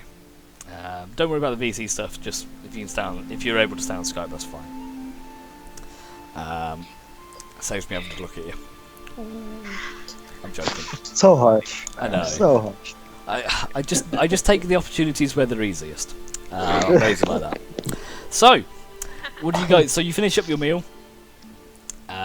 You've nommed down on the stew. You feel reasonably full. Johanna is upset with the lack of cheesy potatoes, but she keeps it to herself. I know the perfect place back in town. I'll show you. Oh, it was great. Yeah, says, will you be staying the night? It is quite late now. It's probably about 9-10 o'clock now, by the way. I would... Unfortunately, we don't have a huge amount of room. Don't worry about it. Don't Yeah, worry or about it. We got it beans. covered. We're good. In Okay. our own rooms. She gives you a quizzical look. Johanna? Is there Will you? anything Oh, to the oh, place yes, that of was course. set up a tent? And she pops into that holding, just pulls out the rolled up Gary tent, chucks it on the ground, and No, I was gonna. Oh. I was gonna see if there was a specific place you wanted us to put it before we put it up. it's already... oh, sorry. Johanna said, is here okay? That's an interesting contraption you've got there. There's fine. She walks up to it and she pokes it. It is pretty cool. She pokes like the see-through It's really layer. nice. Ah, adventuring. How I miss it. Well, I must rest. If you need anything, Dune will be about. I wish it was nice meeting you all. I just wish it was Lovely under. meeting you too. I just wish it was under better circumstances. Yes. And she troddles back into the house. And Dune says good nights. He says, I'll just be inside the house if you need anything. Good night, and sleep well. And he heads in, and Night. the door shuts. And about 5 minutes later, you see the various lights and the fires extinguished as the small cabin descends into darkness. And you'll return to that previous tranquility of the open area, open air, and the rural setting. It's calming. So you had no idea about any of that job? I knew she had been an adventurer. I did not know anything about the cults or her master. She was always very secretive about her past.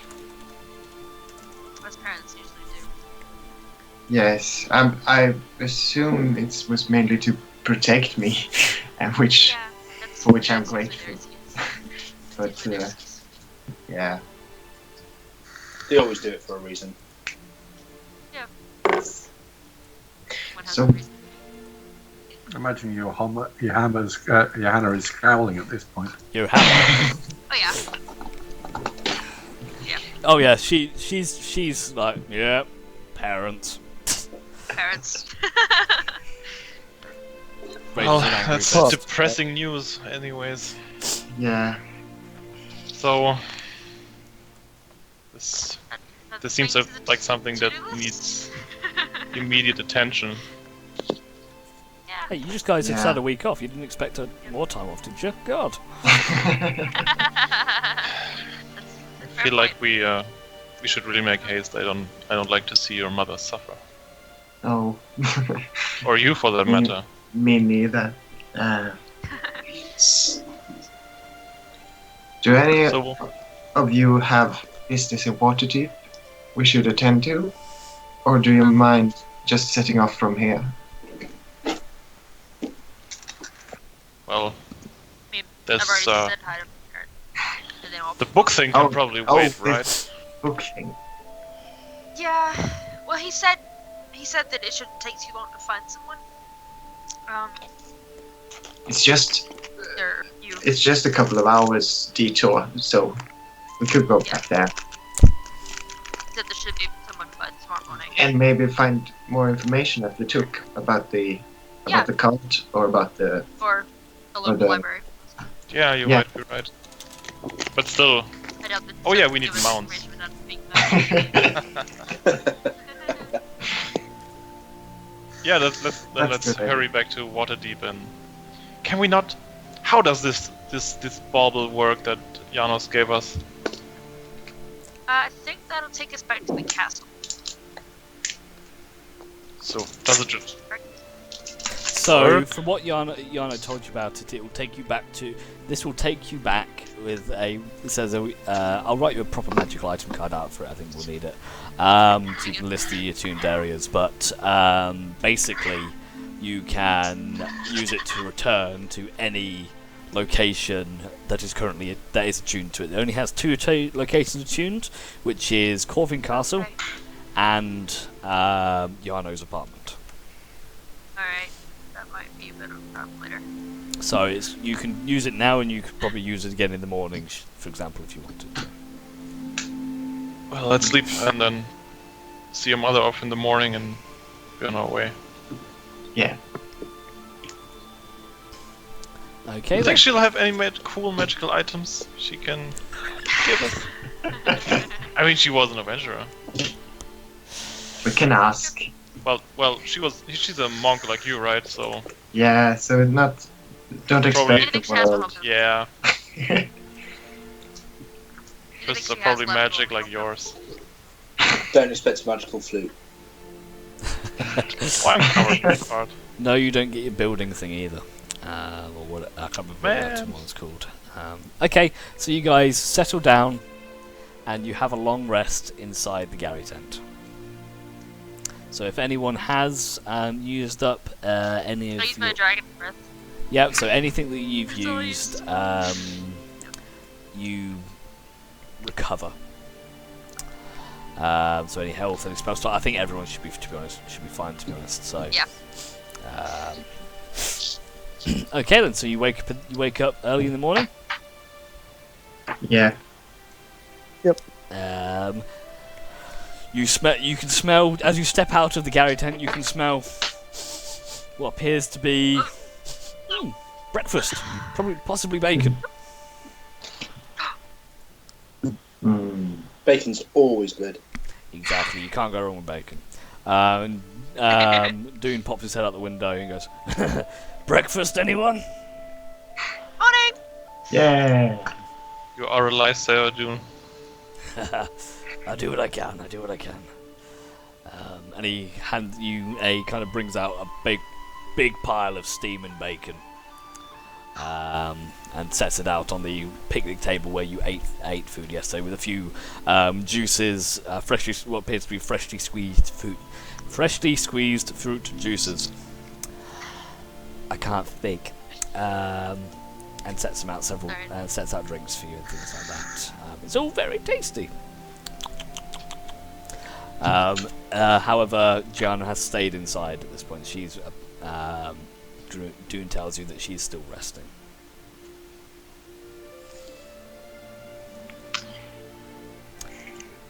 Well, then Are you ready to head out? almost. I think Yom probably wants to Yeah. say goodbye. I want to say goodbye to Mother, and then we will leave. Very well. You know where she is. I So- go in, and this time I knock. Because now I remember.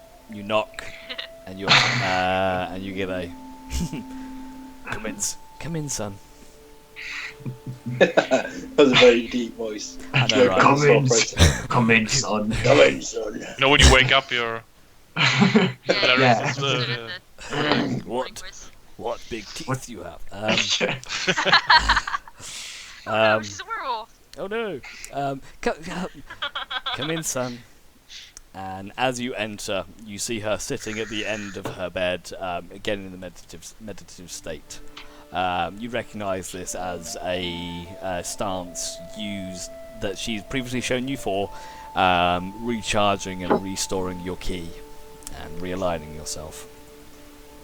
So basically, she's taking a short rest. Basically, yes. If you want to put it like It's early in that, the morning. yes, she's taking a short rest. For a long rest. Straight after a long Um, rest. Are you and your companions heading out now? Yeah, we're going back to Waterdeep for a bit, and then we're actually going to see Karun. Karun. And,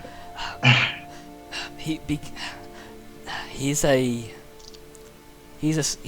wise man, but he's a stern man. Be mindful around him and respectful. He is Like that old guy from Kill Bill. very good at what he does. Far more powerful than I, and far wiser, more experienced. Let's go fight him. Yeah, sure. How many level 5s does it take to take on a level 20 monk? I'd honestly be scared to fight Jump. Do not worry for me. I will be fine. Do not look after me. And I'm feeling a bit better this morning. That's good. Is there anything else we should know as we set it out?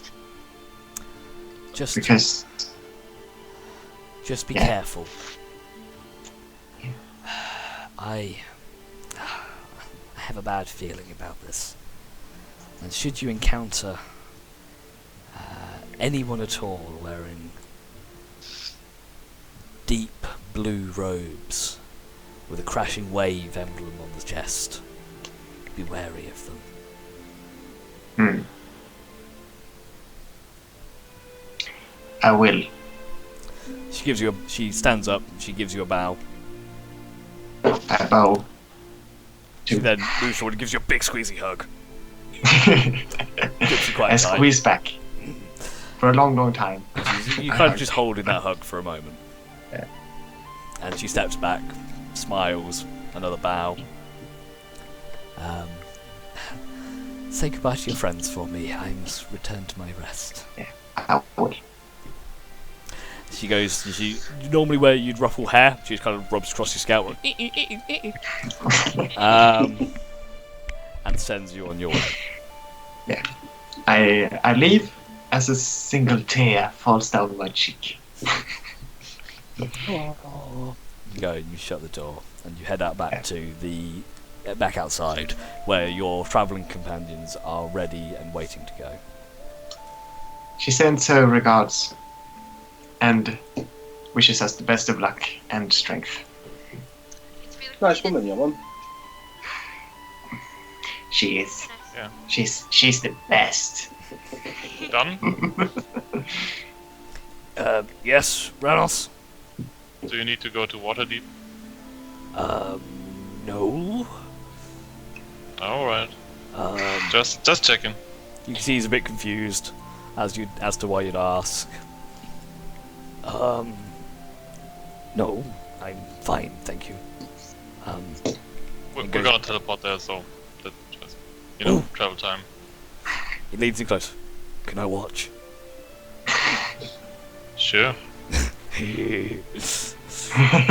Oh, Jump, you get to have all the fun. Yeah. Johanna This is pulls. the best part. Johanna pulls or Nira pulls the stone out, and you kind of hold it in your hand. You'll form a circle, link arms. No hand holding. This is proper arm linking stuff. Jump. You have to jump, and you're caught between Thero and Johanna, and your legs just dangle off the ground, just to make sure you're all the right height. It's actually just Johanna holding you up. I'm like, oh yeah, you know that thing where like two people carry a sofa and one of them's actually doing all the work? That's what's happening. Thanks for comparing me to the sofa. You're perfectly welcome. And you close your eyes. Yeah, exactly. And you close your eyes, and as you concentrate, the orb floats from your hand and just kind of starts rotating and hovering in the centre of your link circle. And you concentrate on Yano's apartment, and your vision is filled with a blinding white flash as you feel the ground beneath you disappear. And you very much think you hear "whoa" as you disappear from Dune. And you, for what is the splittest of second, you feel weightless as if you're floating. And then your vision returns as you land on the hard stone floor, standing on top of the teleportation sigil, where Yarno first brought you. As your vision clarifies, you see yourselves surrounded by Yarno's workshop, your nearest laboratory, a few bits. The table where you gambled is still there, and sitting at the table is a very confused-looking Yarno, wearing nothing but his underwear, with their toast and half in his mouth. Morning. Call ahead, weren't we? Hello. Hi guys. Hi. So you remember what I said? Can you call ahead first? I didn't know how to do that. I don't know how to do that. Oh, you can't do that. Oh, that sucks. I don't have that. We'll work on that. Nate. Maybe no teleporting before 8? Yeah. Sorry, Tom. You saying something? No. Okay. Do sorry, I Danny. see a bin? Do I see a bin at all? Or do I have to make a perception check? Make me a perception Then- check. Okay. You look around. From where you are, you don't see like you can see like a waste bin bucket type thing near one of the lab tables. It seems to have a few broken vials and stuff in it, from what you can see. Yeah, I run over to it and just get sick in it. I go, oh, so hungover. Teleportation. Hungover. Not a good idea. Oh, bro, Skaith, sit down, buddy, sit down. And he slides you a drink. It's just Yeah. of my own making. Take that. I know how you feel, buddy. Thank you. And Yeah. he's sat there, and he thinks, you see him look down. Can you excuse me for a second? And he gets up. He gets two steps across the room, turns around, grabs another piece of toast, and walks off to his bedroom. Not 30 seconds later, you see he pops back out wearing his long, flowing dark blue robes, hood back. With a crashing wave emblem. No. Yeah. With a crashing wave emblem, as he casts blight on all of you. You didn't know Ruben. So, yeah. Sorry about that. I totally forgot. That's Just fine. skip back. Just please don't make a habit of it. Yes. I would hate for you to pop up in the middle of one of my experiments and all explode. That would be bad. I'm done. Euphemism. I've dealt He with just it. cocks an eyebrow at Yeah, you. it's fine. Yeah? Phrasing. Crazy. So how should we contact you? Well, I can contact you, but you can't contact me. That makes things difficult. Maybe you could teach me how to do that. Or me, for that matter? Oh yeah. Either one of us. Oh, me. Or him? Not me. Any of our imagined. I'll teach us all. Maybe Wes has something we can use. Or do you know another trusted vendor of magic items we should peruse? Tell you what, I might have something actually. I might be able to. Tell you what, are you in a hurry? Are you Actually, running yes. away? I'm gonna Oh. go down Slayer's Took real quick, and then we're gonna be leaving. Okay, tell you what, give me a couple of days, and I'll have a work on something. I have noticed your badges. Pretty cool things. Garius over in. Long set. Gary. Yes. Gary. Oh god, not him. He was. What? He's actually. Hey, he's a fine lovely. guy. He is lovely. He had help. He had help from Oberon. Yes. But he's still. Oh, yeah, I know Oberon. I met him at the Mages Convention. He's Mage alright. Also a conference. thing. Okay, fair enough. I Cannon. think I might be able to make something a bit similar to that, but over distance. Give me a bit of What we time. really need, so you know a light system? We push a button and then there's a Yeah. light on your side. He just pulls out a walkie-talkie. No, give me a doesn't couple of work around. days, and I'll see if I can work some up for you. In the meantime, I'll just wear clothes all the time. I think that's probably the easiest way of doing this. Probably. Yeah, but it worked. We could also strip mean- if you'd like. We So just technically equal should terms. He thinks be- about it. teleporting back for a bit. So I think you're. I start removing my pants. No, it's okay. It's okay, Job. It's okay. You can keep your Okay. clothes on. Okay. Fine. Okay, no, it's fine. I'll work on something. You guys, you go do you. Go do your stuff. On that note, This rock is really cool. I know. I tell him Thank you. this, Oh, go on.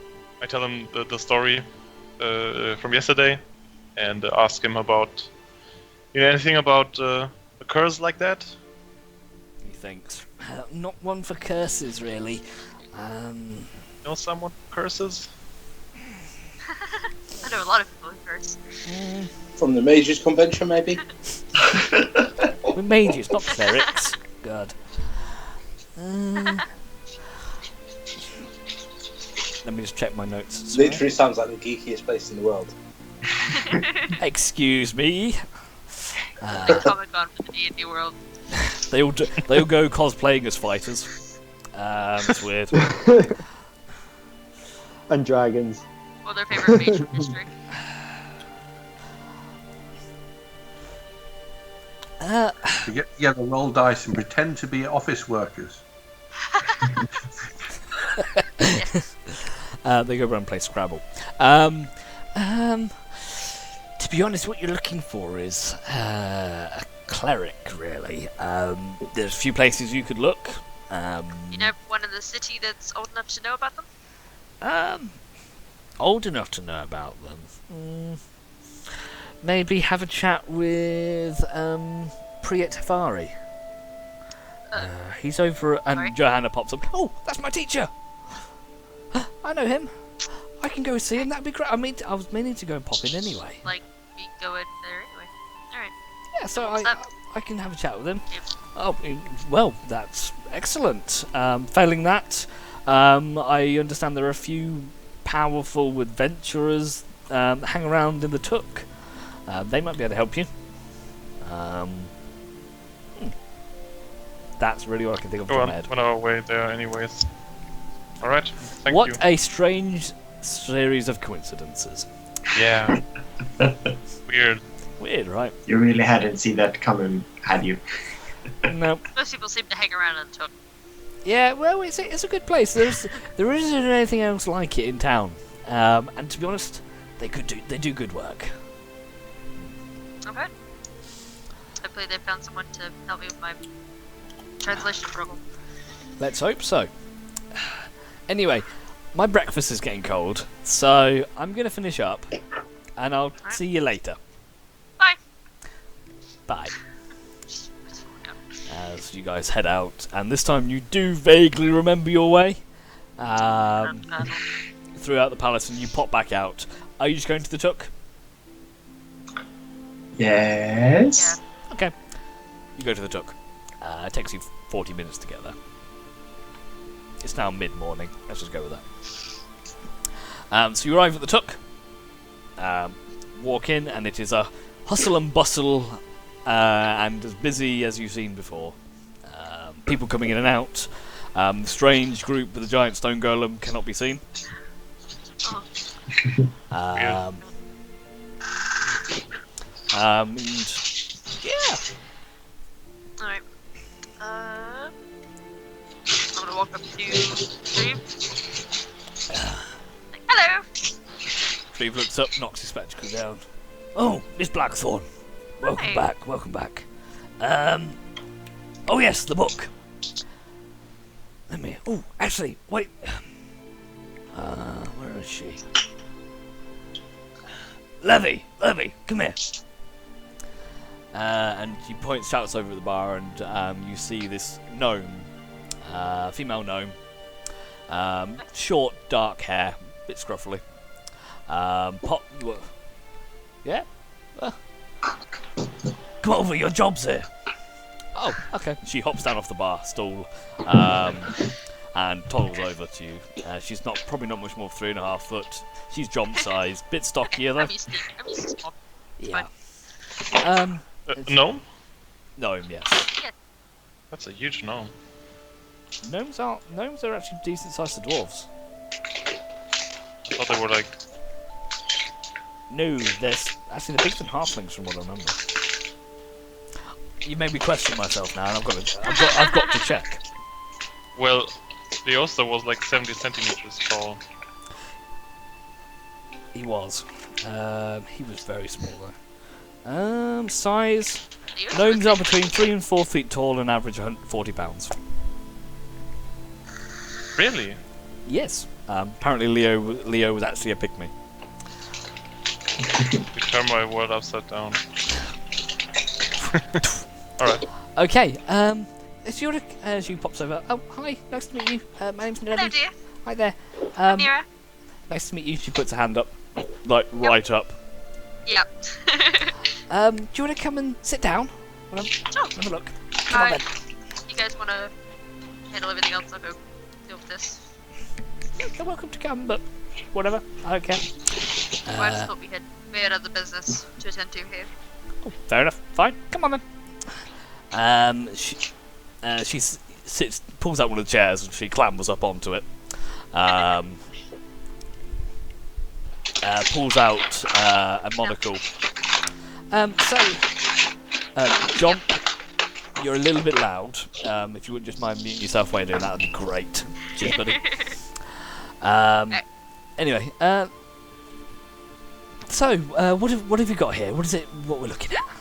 It's a book that I was given a long, long time ago that I can't really read because I don't know what language it's in.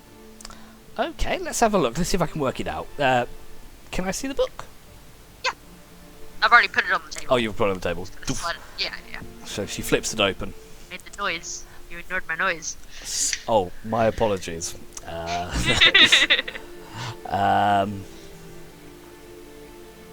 Brain's gone dead. She flicked through a few pages, and you can see she's reading, and you see her brow furrows in concentration. Flicks a few more pages. Flips another page. Takes down the monocle. Where did you get this? Was literally given to me by a stranger. I don't even know his name. Why? I don't know what it says. I speak about 15 different languages, and I can't read this. Do you have any idea what kind of language it is? Like, can you tell what language it is? Well, it's weird. It has... It's almost like someone took several languages and mashed them together. There's bits of Auran in here. This word is giant. That's draconic. Oh yeah, I recognize those. Now that it's pointed out to you, it's kind of almost if you took like a few It's in a weird letters. font. It's like you took 3 letters from 3 different alphabets. You put A, Sigma, G or something like that. You kind of yes, and you can now that when she points them out, you actually yes, that's a draconic lettering. That what you thought was a Q is actually a giant, a rune in giant. And they all kind of mash together, and it doesn't make I can't make heads or tails of it. This is annoying me. Yeah, no, it's annoyed me too. That's literally everybody I've met.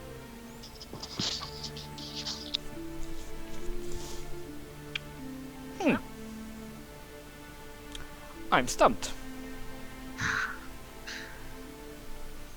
I'm sorry, this has never happened to me before. It's fine. Um, Been a mystery to me my whole life. I don't really need some today. she sits there. You can see she's frustrated. She's drumming her fingers on Yeah. the table.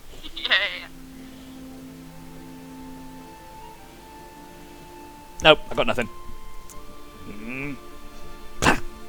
She shuts the Fine. book. Thank you for looking anyway. Silly book. Don't worry about the fee. I didn't actually do anything. So, You know someone who might know something? Yeah.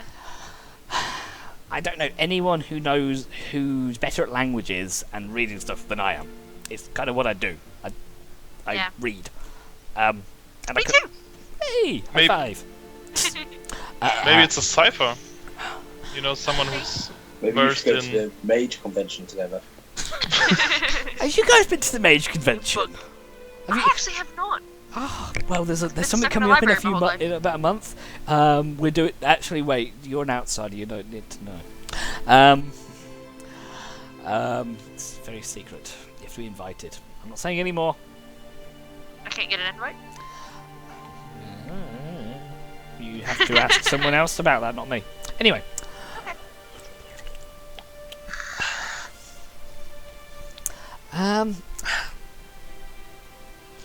No, I got nothing for you. Thanks for trying. Do you mind if I copy some of it down? Sure. Okay. 'Cause, I want to find this out now, which has annoyed me. Okay. Because she takes up quill and several bits of parchment, and you see she very quickly scribbles down. Sorry. She very quickly scribbles down about a entire page's worth of the dialect from this book.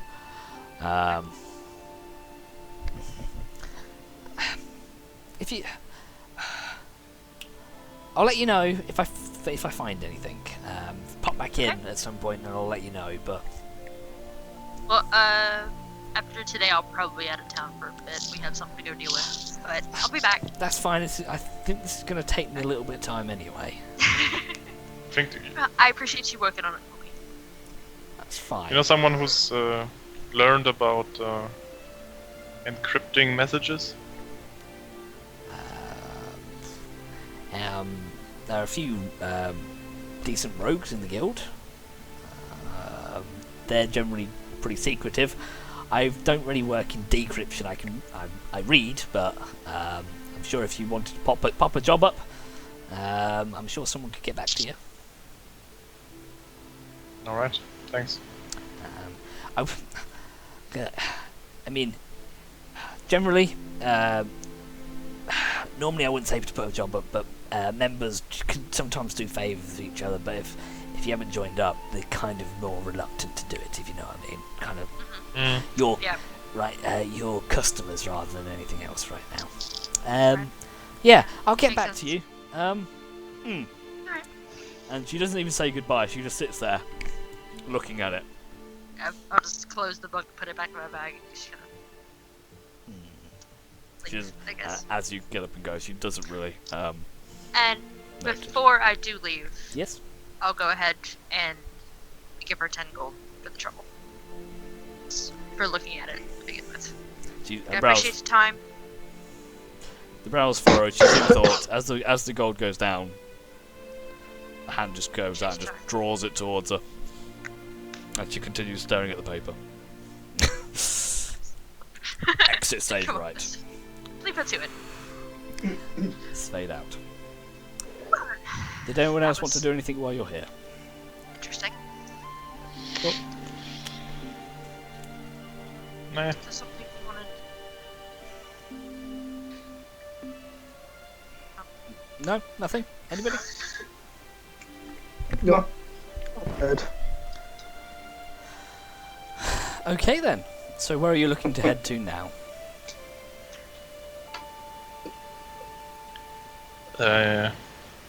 Johannes To Johannes Master. Temple. Yeah. Yeah. Yeah.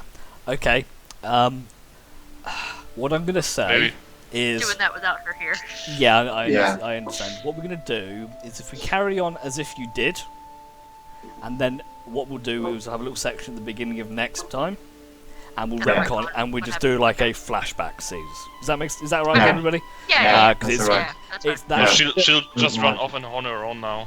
So we're doing Yeah. the book thing. Yeah, this is very much a personal thing to Johanna, so I Yeah. want to keep. I want Yeah. her here to be there for that. Okay. You could also see another priest about it. Nah. Could do, but it's going to be we're treading over the same ground. Yeah. Okay. He seemed to be the person who knew the most about it anyway. So. You know, you both Ranos, Likely. Gaith, Nira, you know of Helm's Temple of Healing, and from Johanna's stories before that she basically came from a school for medics and dealing with healing people and curing, and you get the idea that these guys are probably the ones you want to speak to if you want to speak to anyone about anything. You don't want to have Johanna meet Johanna. Johanna is Yeah. currently out on business right now, possibly with another team of adventurers. Possibly getting a Conveniently out of town. potentially getting a potential mage arrested. We don't know the Or get the details. dogs. Metagaming. Alright. Okay, so Yep. heading north. Yeah. Is that where the thing was? Let's Yes. get some rides and head north. Alright. The rights. Okay. So I'm gonna put you guys on the. I'll put you on the map page. So you want to obtain mount. So you want to head to the stable by the east gate. Yeah, just rent a horse. Okay, let me just check on the cost of that. Just 8 horse.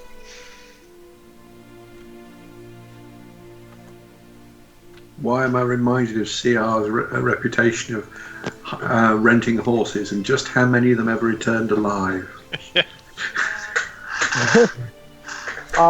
There'll be a deposit Oh, for they these don't know. horses. What? Are there harpies in the mountains? Yeah. So the cost for a riding actual buy a riding horse is 75 gold. I will allow you to rent one for a week. So imagine you're haggling with the stable master right now. You can rent one horse for 1 week for 15 gold. If we take Oof. 6, Take Does it 6 go down to- horses. It costs you math 60. No, 90. Is it 90? I think it's 9. Is it 90? It's No. 90. You're trying to haggle for a lower price, are you, Ranos? how I about don't. I definitely 70? Make me a persuasion check. One of you make me a persuasion check. Ranos.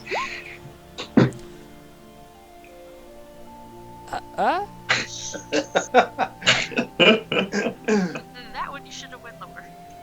How the hell do you have a plus 12 to plus... I'm not even going to go into it. It's expertise and then the witty bands Oh, yes. ring, I think. That ring of witty bands, man. That's a powerful This ring. is actually the first time I ever rolled persuasion, I think. It's the first time you've ever used the Ring of Witty Bands. That's pretty good. The stable master, he gives you a bulk discount. You get it for 75.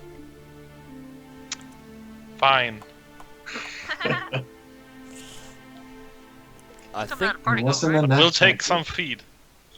it comes with feed. Good heck.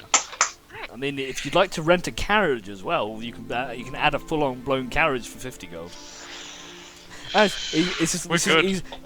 Stable Master turns into dodgy car salesman at this point. Well, here we have this carriage, only used twice. I'm already Don't mind the arrow marks. going over and like rubbing at the horse, be like, We're going to mountainous terrain. We don't need a carriage. yeah. One careless owner lost his head. Well, if you're going up to the mountains, you're going to want our special mountain pack. And he starts pulling out these different types of other stuff. You sure? Would you like travel insurance? No. Would you like the extended warranty? If the horse loses a leg, you don't cost you anything. Anyway, so it costs you 75 gold from your party gold to rent a horse each for 10 days, which is 1 week in this world, to be returned to the same stable in the same condition. Is the horse perhaps a little bit big for John? He could, It's a pony. as long as John gets a pony. He gets a magic pony that moves just as fast as a normal horse. Nero, as soon as the transaction's done, you go up to one of the horses. You're like, use it with horsey. Make me an animal handling check. Oh god. About to get kicked in the face. Yep. I'm getting kicked. As soon as you walk up, you kind of go to grab it by the side of the head, Oh, just yeah, to give it a bit of scared the crap out of it, probably. and you basically all I this hate horse sees horses. is big scaly hands coming towards it, and it bites you. And you take 3 points of piercing damage as the horse bites your Ow! wrist. Ow! Yeah, he's a bit feisty, that one. Yeah. Why'd I have to bite anyone? God damn it. There's a little bit of blood. Ooh. Horse has still got the look of horse terror in its eyes. Yeah. Would you like to ride that horse or move on to another one? I'll pick a different one. He's slightly more Let's comfortable. switch, Nero. Roll me another Yeah. animal handling check. Oh, I'm not trying to touch this one. It's very difficult to ride a horse without touching it. Not any better. This one's wary. I'm being a bit more calm. Give it a cube of sugar. It'll like you. It seems to accept your presence. You will mount up, and I'm very scared. I do not know what I'm doing at all. Nero, you've ridden horses. Ranos, you're pretty good with horse riding. Jomp, you're pretty good with wild. You've worked around animals, domesticated animals. You're fine. Johanna's one of nobility. She's had horse riding lessons. Thero, you used to live in the forest, surrounded by wild beasts. You're not too bad with animals. Skaith, you're having a bad day. Even worse than me when I get bit. I'm kind of scared by it, so not good. Okay, so the horses go, and you very quickly drop yourselves into a nice canter. Skaith, make me an acrobatics check. God. Okay, we can You learn why cowboys walk the way they do. Yeah. It doesn't take you very long at all to get into the right rhythm, to the point where it's no longer painful. As you just sit there in the saddle. But after a good 30 seconds, you're like, oh no, I've got the rhythm. That's right, and off you go, and you head up the road north towards the Sword Mountains. It's nice to be back in the saddle. I haven't done this since we've come over from Russia, man. Oh, I haven't done. And Johanna was, I haven't ridden since I was a wee lass. She turned into Felsi. I haven't ridden around since I was a girl. Hey. And she starts running circles around Skaith, who's visibly holding onto the reins with white knuckles. Like, I'm doing it! I'm doing it! go on, you doing it, Skaith? You do it, and she's riding circles around you as this happens. So, being the time you're setting off is probably about 10:30, 11ish, mid-late morning. In the distance that you need to travel and to reach the base of the Sword Mountains, by horse is about. That's not to scale, so it's not 7. No, maybe it's please. 10. It's probably a bit more than that, so it's probably about. To the base of the Sword Mountains is probably about 12 miles actually, so it's not that bad. You make it there by mid-afternoon. About 4 hours of steady trekking, and you're not going to Baldur's Gate. Well, you can if you really want to. Just leave John's mother to die. No, That's hard. don't say that. The distances seem a little off, but it's She whatever. should be fine. Yeah, she said. Yeah, mothers are known for being fine when they say they're fine. Yeah, Just like the Yes. guy who got bit by a zombie. I'm fine. It's just a flesh wound. So you travel northwards along the. You actually head along the long road, and curve off towards Amthale. This is the same road that you travelled on your very first trip on your way up to Longsaddle. Probably it's now about 3 or 4 weeks ago now, actually. As you're travelling, you're keeping an eye out for any kind of pathway up towards the mountains, looking to your left to see if there's any cuts or any grooves. Who is leading your merry charge? Dira? Yeah, same action order as always. Yeah. Makes sense. If everyone's happy with that. Yeah. Thero, I require a perception check from you, please. I don't perceive anything being wrong. Oh yeah, I'll say, yeah. I'm trying to do words and they're just kind of falling. It's not working very well. So you keep your eye out, and just after about 3.5 hours of riding, you notice the finest of what appears to be a slightly worn track heading towards the mountain range to the north, the Sword Mountains. Think it's this way, guys? You sure? Well, it seems to head towards the mountains. We might as well. Awesome. Let's What's do the it. worst that can happen, eh? Owl best. Let's find out.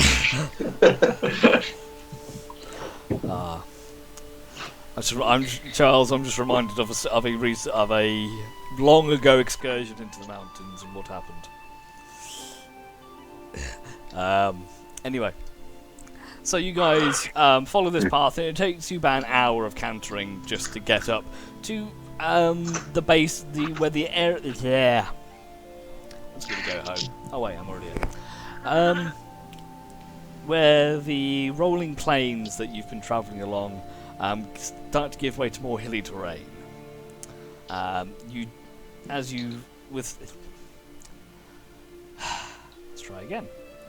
Following Thero's expert guidance, you navigate across this very lightly worn trail that leads deeper into the hills, into the mountains. And as you travel forward, travel for about half an hour until you really reach the base of where this area becomes far rockier. Thero, I'm going to need another perception check from you, please.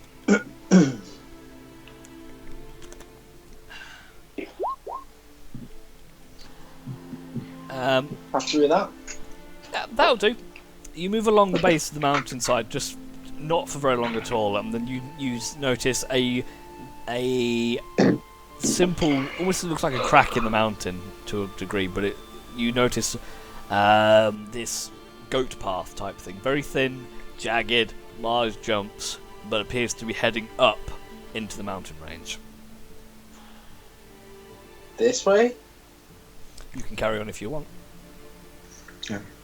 Just don't shoot What do any you reckon, arrows guys? into caves. So, what did you say, Theory? I said, what do you reckon, guys? I'm following you, man. Okay. Let's He go does then. know best. You're the tracker. Okay. I'm So not you want tracking anything. to go up that way? You're tracking Yes. a track. What are you doing with the horses? The horses go that way? Nope.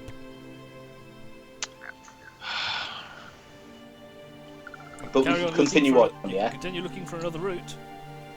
Yeah, let's continue looking for another route. Okay.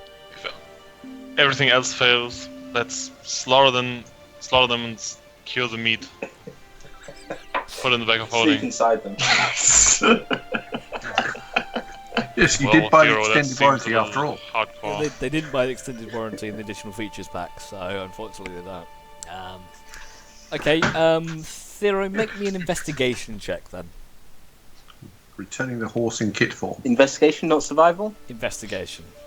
Because you're looking for something specific.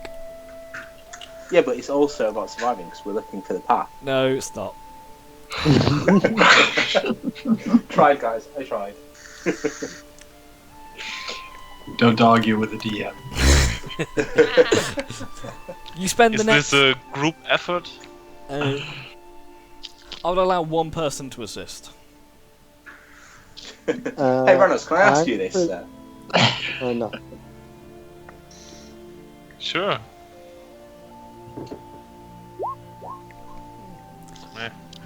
So together, you kind of, the rest of you kind of settle down with the horses, dismount, and you make your way around the base of the mountain. You kind of spread out a little bit, one going left, one going right, trying to find any other paths up there. It takes you about an hour until you find a slightly wider trail about half a mile up to the north of the mountain. It's slightly wider, it's very windy, very back and forth. As it kind of snakes its way up the mountainside. But it looks like it'll do what you need it to do. And the horses should, though it might be a bit of a struggle, they should be able to make it up there. What do you reckon, Reynolds, that way?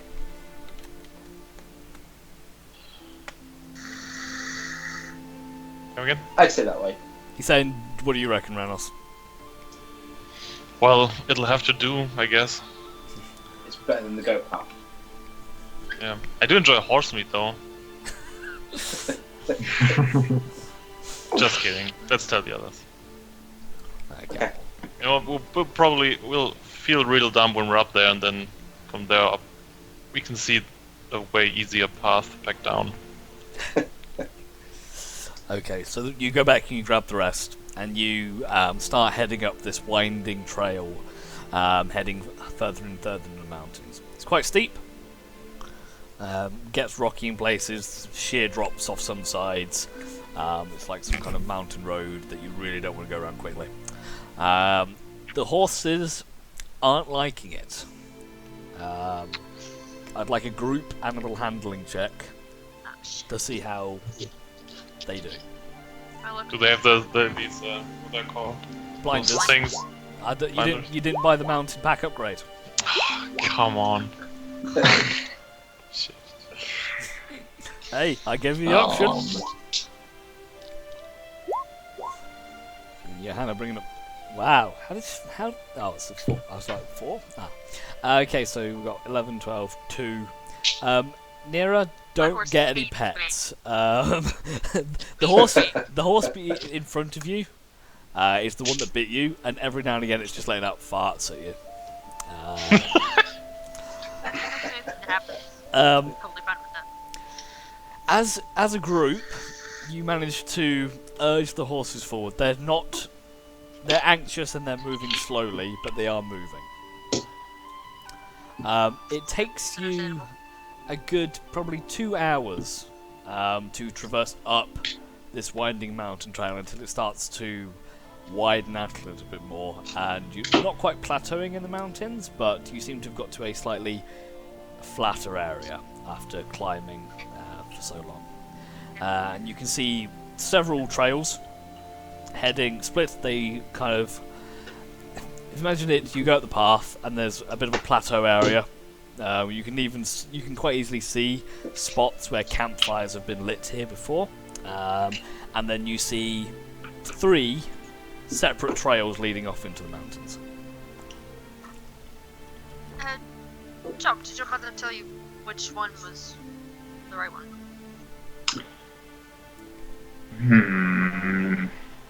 She merely said it was in the Sword Mountains about here. No.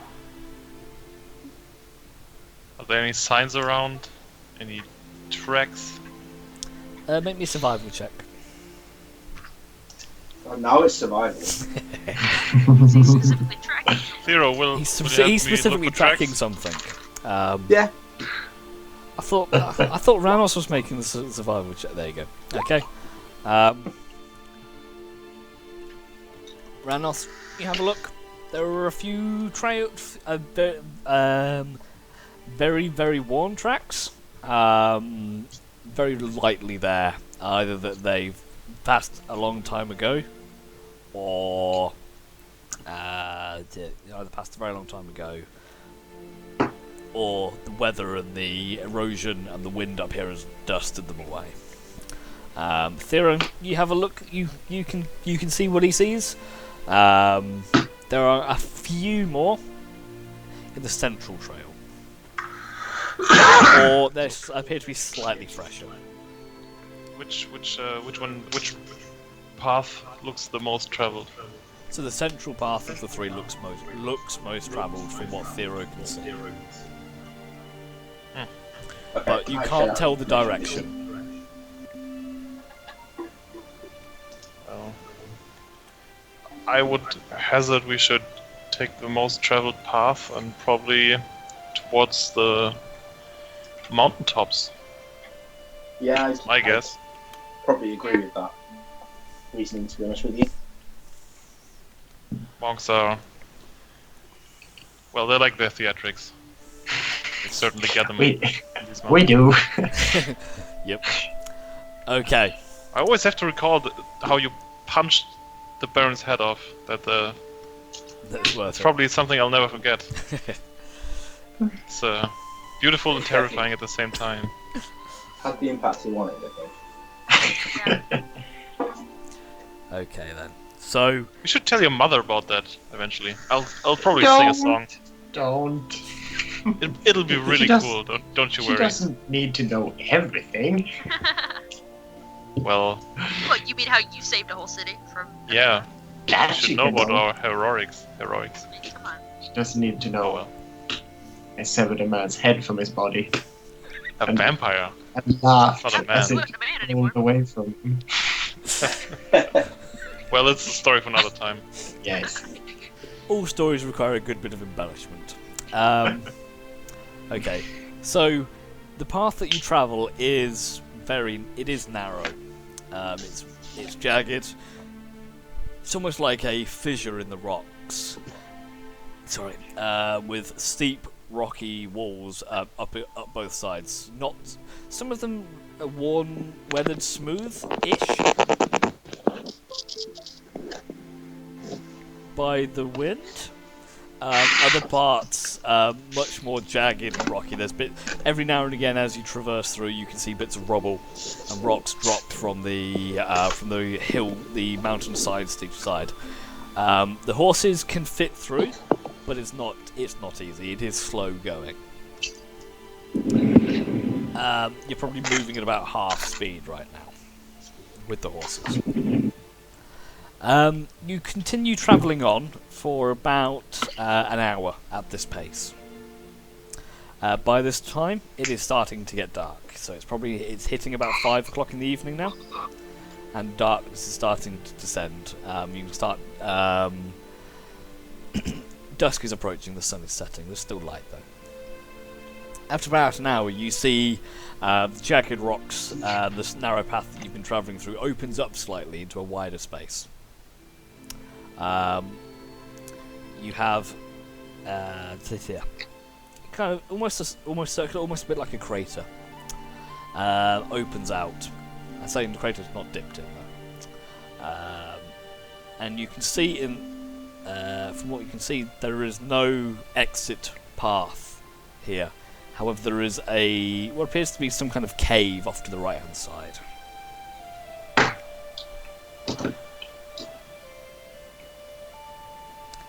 In terms of Should we take a size, this look? is probably about 50. If you wanted to think, it's probably 15 foot across this opening area, and there's a mouth of a cave that's probably about 5 or 6 feet wide in the side of the mountain.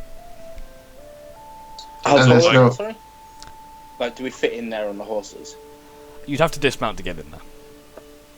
But it's the only way. That's the only other path available to you. Okay. That and back. Yes. Yeah. We Okay. could also rest inside. Is there are there any tracks of people coming and going, or creatures living in the cave, or people? Make a investigation check.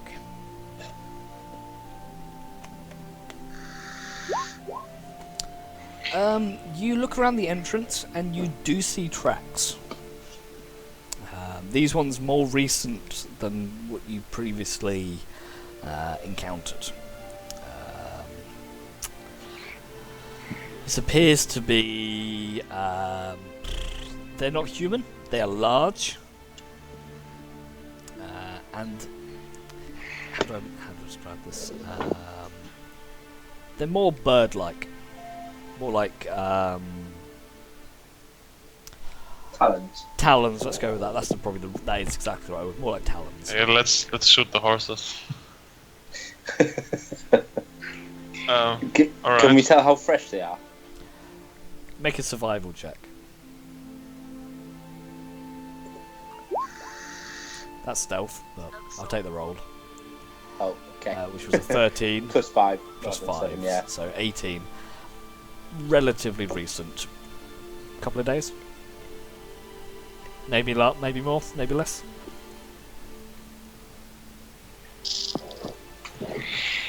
Alright, looks like it's- we don't have much of a choice with night approaching.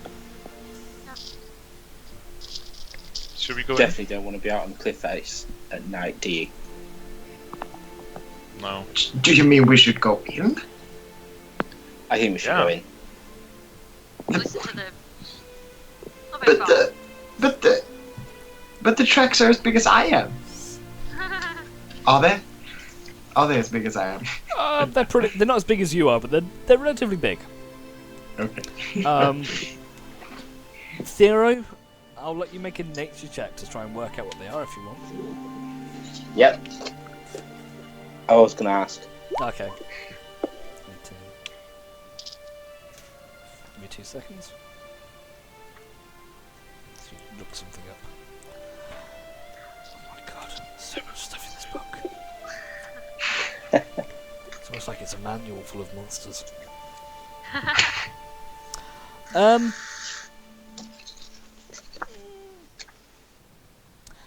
You get the idea, but based on this, the spread out, the size of the talons and the walk mark, the gate, you get the idea that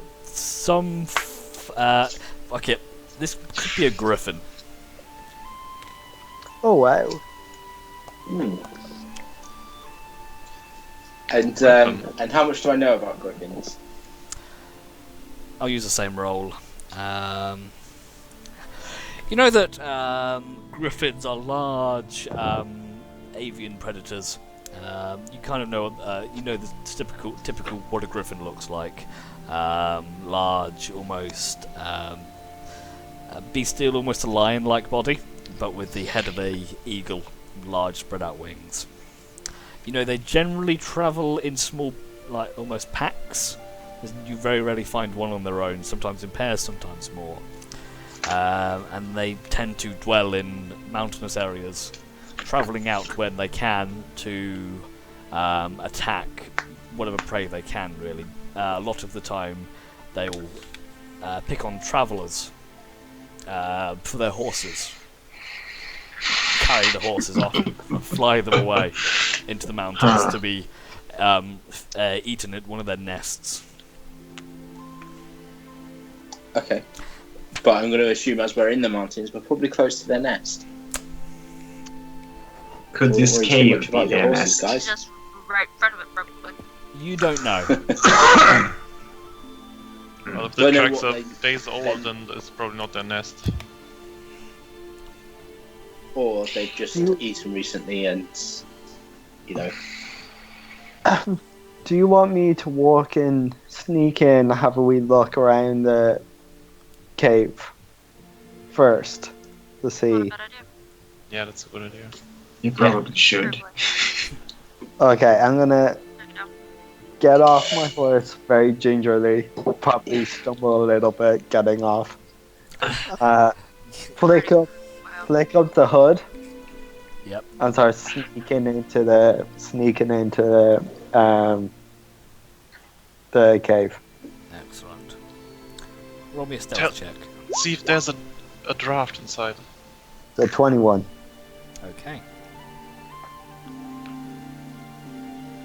So, you sneak in. The cave isn't huge, so as you enter, it does widen out slightly from where the opening is. As you creep in, you can already see you're not 20 feet in, and you can already start with your 60 feet of dark vision. You can already see the back of the cave. It's probably about 70 feet back. It's relatively deep, but it's quite long and thin. Wait a second. And right down at the back, you can see a large, what appears to be bird's nest. Okay.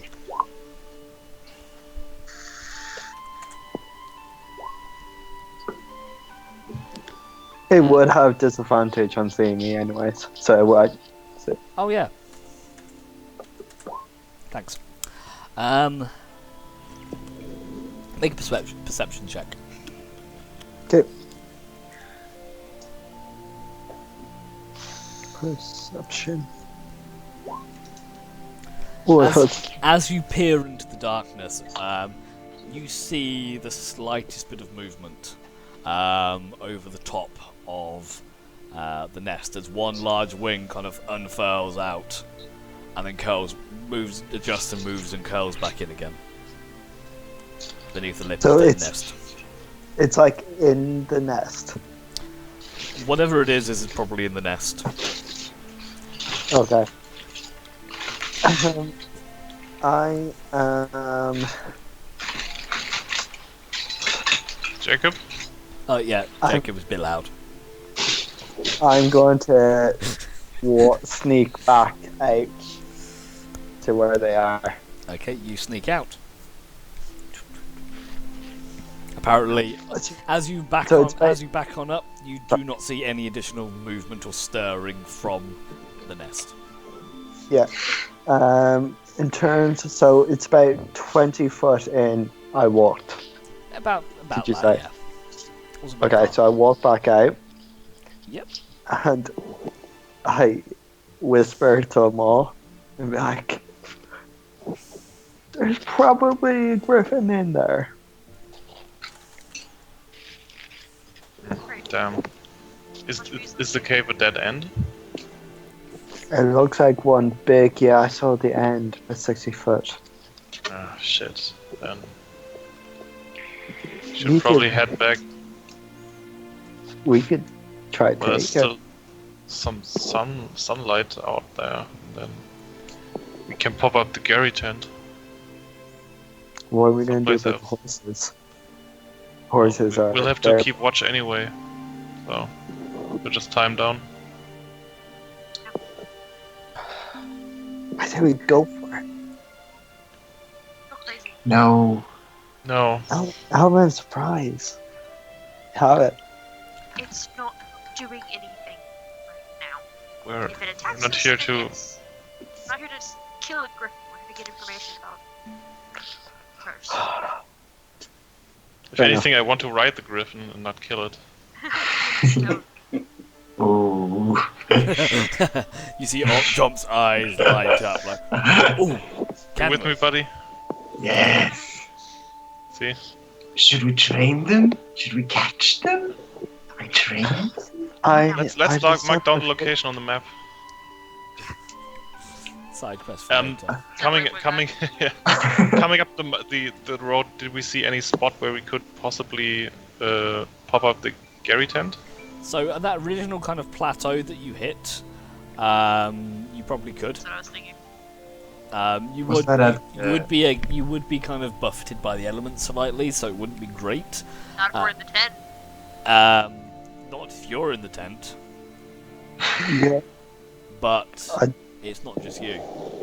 They're gonna be so prone. So you get the idea. You could use that as a camp zone. It's probably not going to be the most comfortable for you or the horses, but The horses fit in the Gary tent. you can try. Is there still light out? A little bit. The sun is setting. By the time, if you retrace your steps, by the time you get back, it'll probably be dark. Yeah, I'll play the mandolin and cast fly on myself and Just gonna leave you see if hooked there's anything. Scout ahead a little bit. Okay. So what? You're just flying up? Yeah, just flying straight up would give me the best aerial view. Yeah, sure. Okay, so you fly up, and you fly up a good probably 120 feet. And Or more. Okay. Well, that's as far as you need to go for what you're going to see. Okay. So, and you can kind of see as you now look down like a bird's eye view of the cavern of the. I'm sorry. I'm getting calls again. Just carry on. I'll catch up. Sorry. Okay, so Ranos sees. As you see him fly up, he sees what appears to be a bird's eye view of the trails that you guys. You can see in the distance the entrance plateau where you were. It's almost basically like looking down on a map for him. Maybe goes a bit higher, but you can see the central crack ends up where you landed. The path that went to the right went about 120 feet and stopped. The path on the left continues deeper into the mountains. A little bit out of view.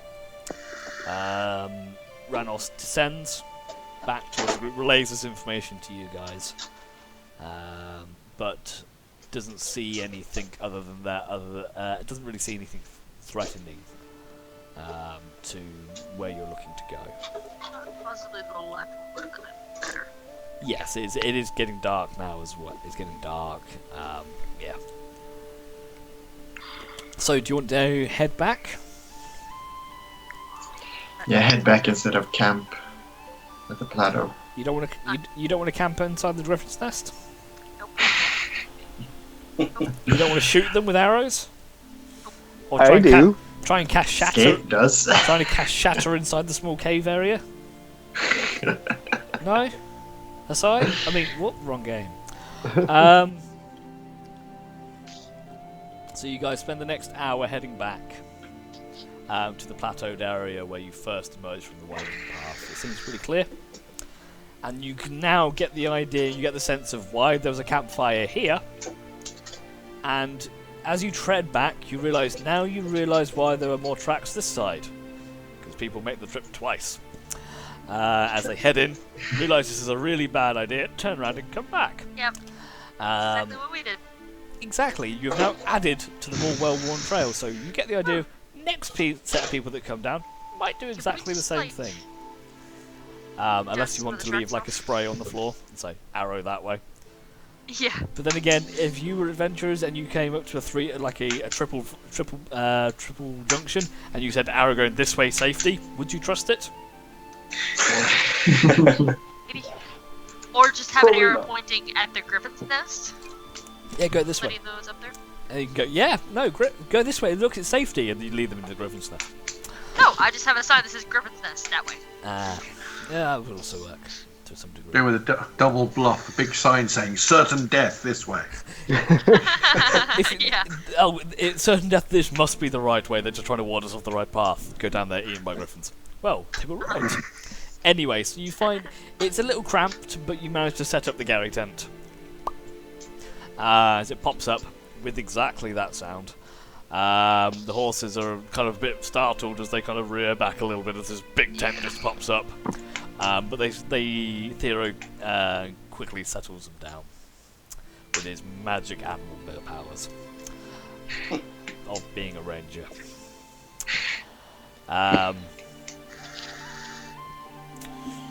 Is there anything? Well, apart from that, is there anything else you guys want to do during the night? Just keep on watch. So you're just keeping your standard yeah. rotation we of have watch. We have a watch order. Yeah. I'll take the first watch, and I'm We gonna have a watch have, order. I'm gonna Yeah. have the bow out ready in case with a magic arrow, there, just in case if I see anything in the sky. Okay. So the rest of you, anything else you guys want to do? No. Actually, before I go to sleep, can I go through and now that I've noticed they're there, can I go through and kind of go through my book and just kind of jot down all the draconic words? Well, it's not necessarily draconic words, but Just letters. letters. Yes. So I mean, Can I do that then? yeah, Just you kind can of do. Yeah, you can go pick out the through. draconic bits and kind of and yeah, basically it's almost the equivalent of going through the highlighter and highlighting them. Yeah. But you don't.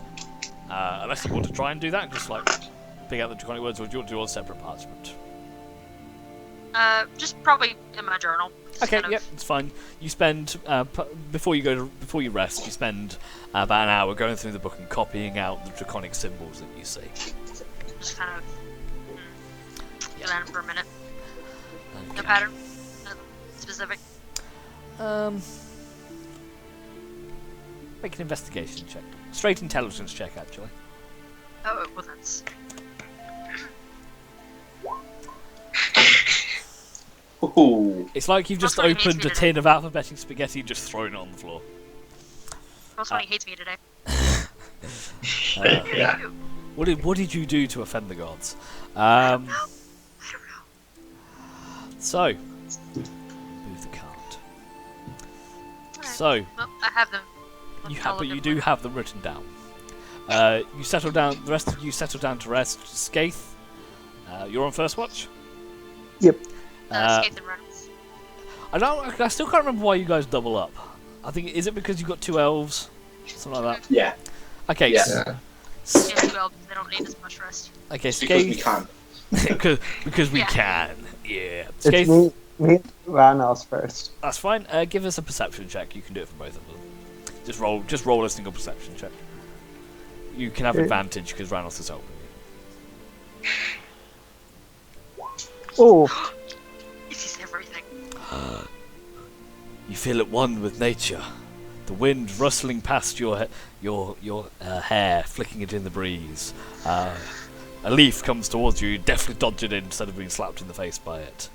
All you hear is quiet, and the moaning of the winds as it whistles through the jagged mountain paths, creating this eerie moaning sound throughout the night.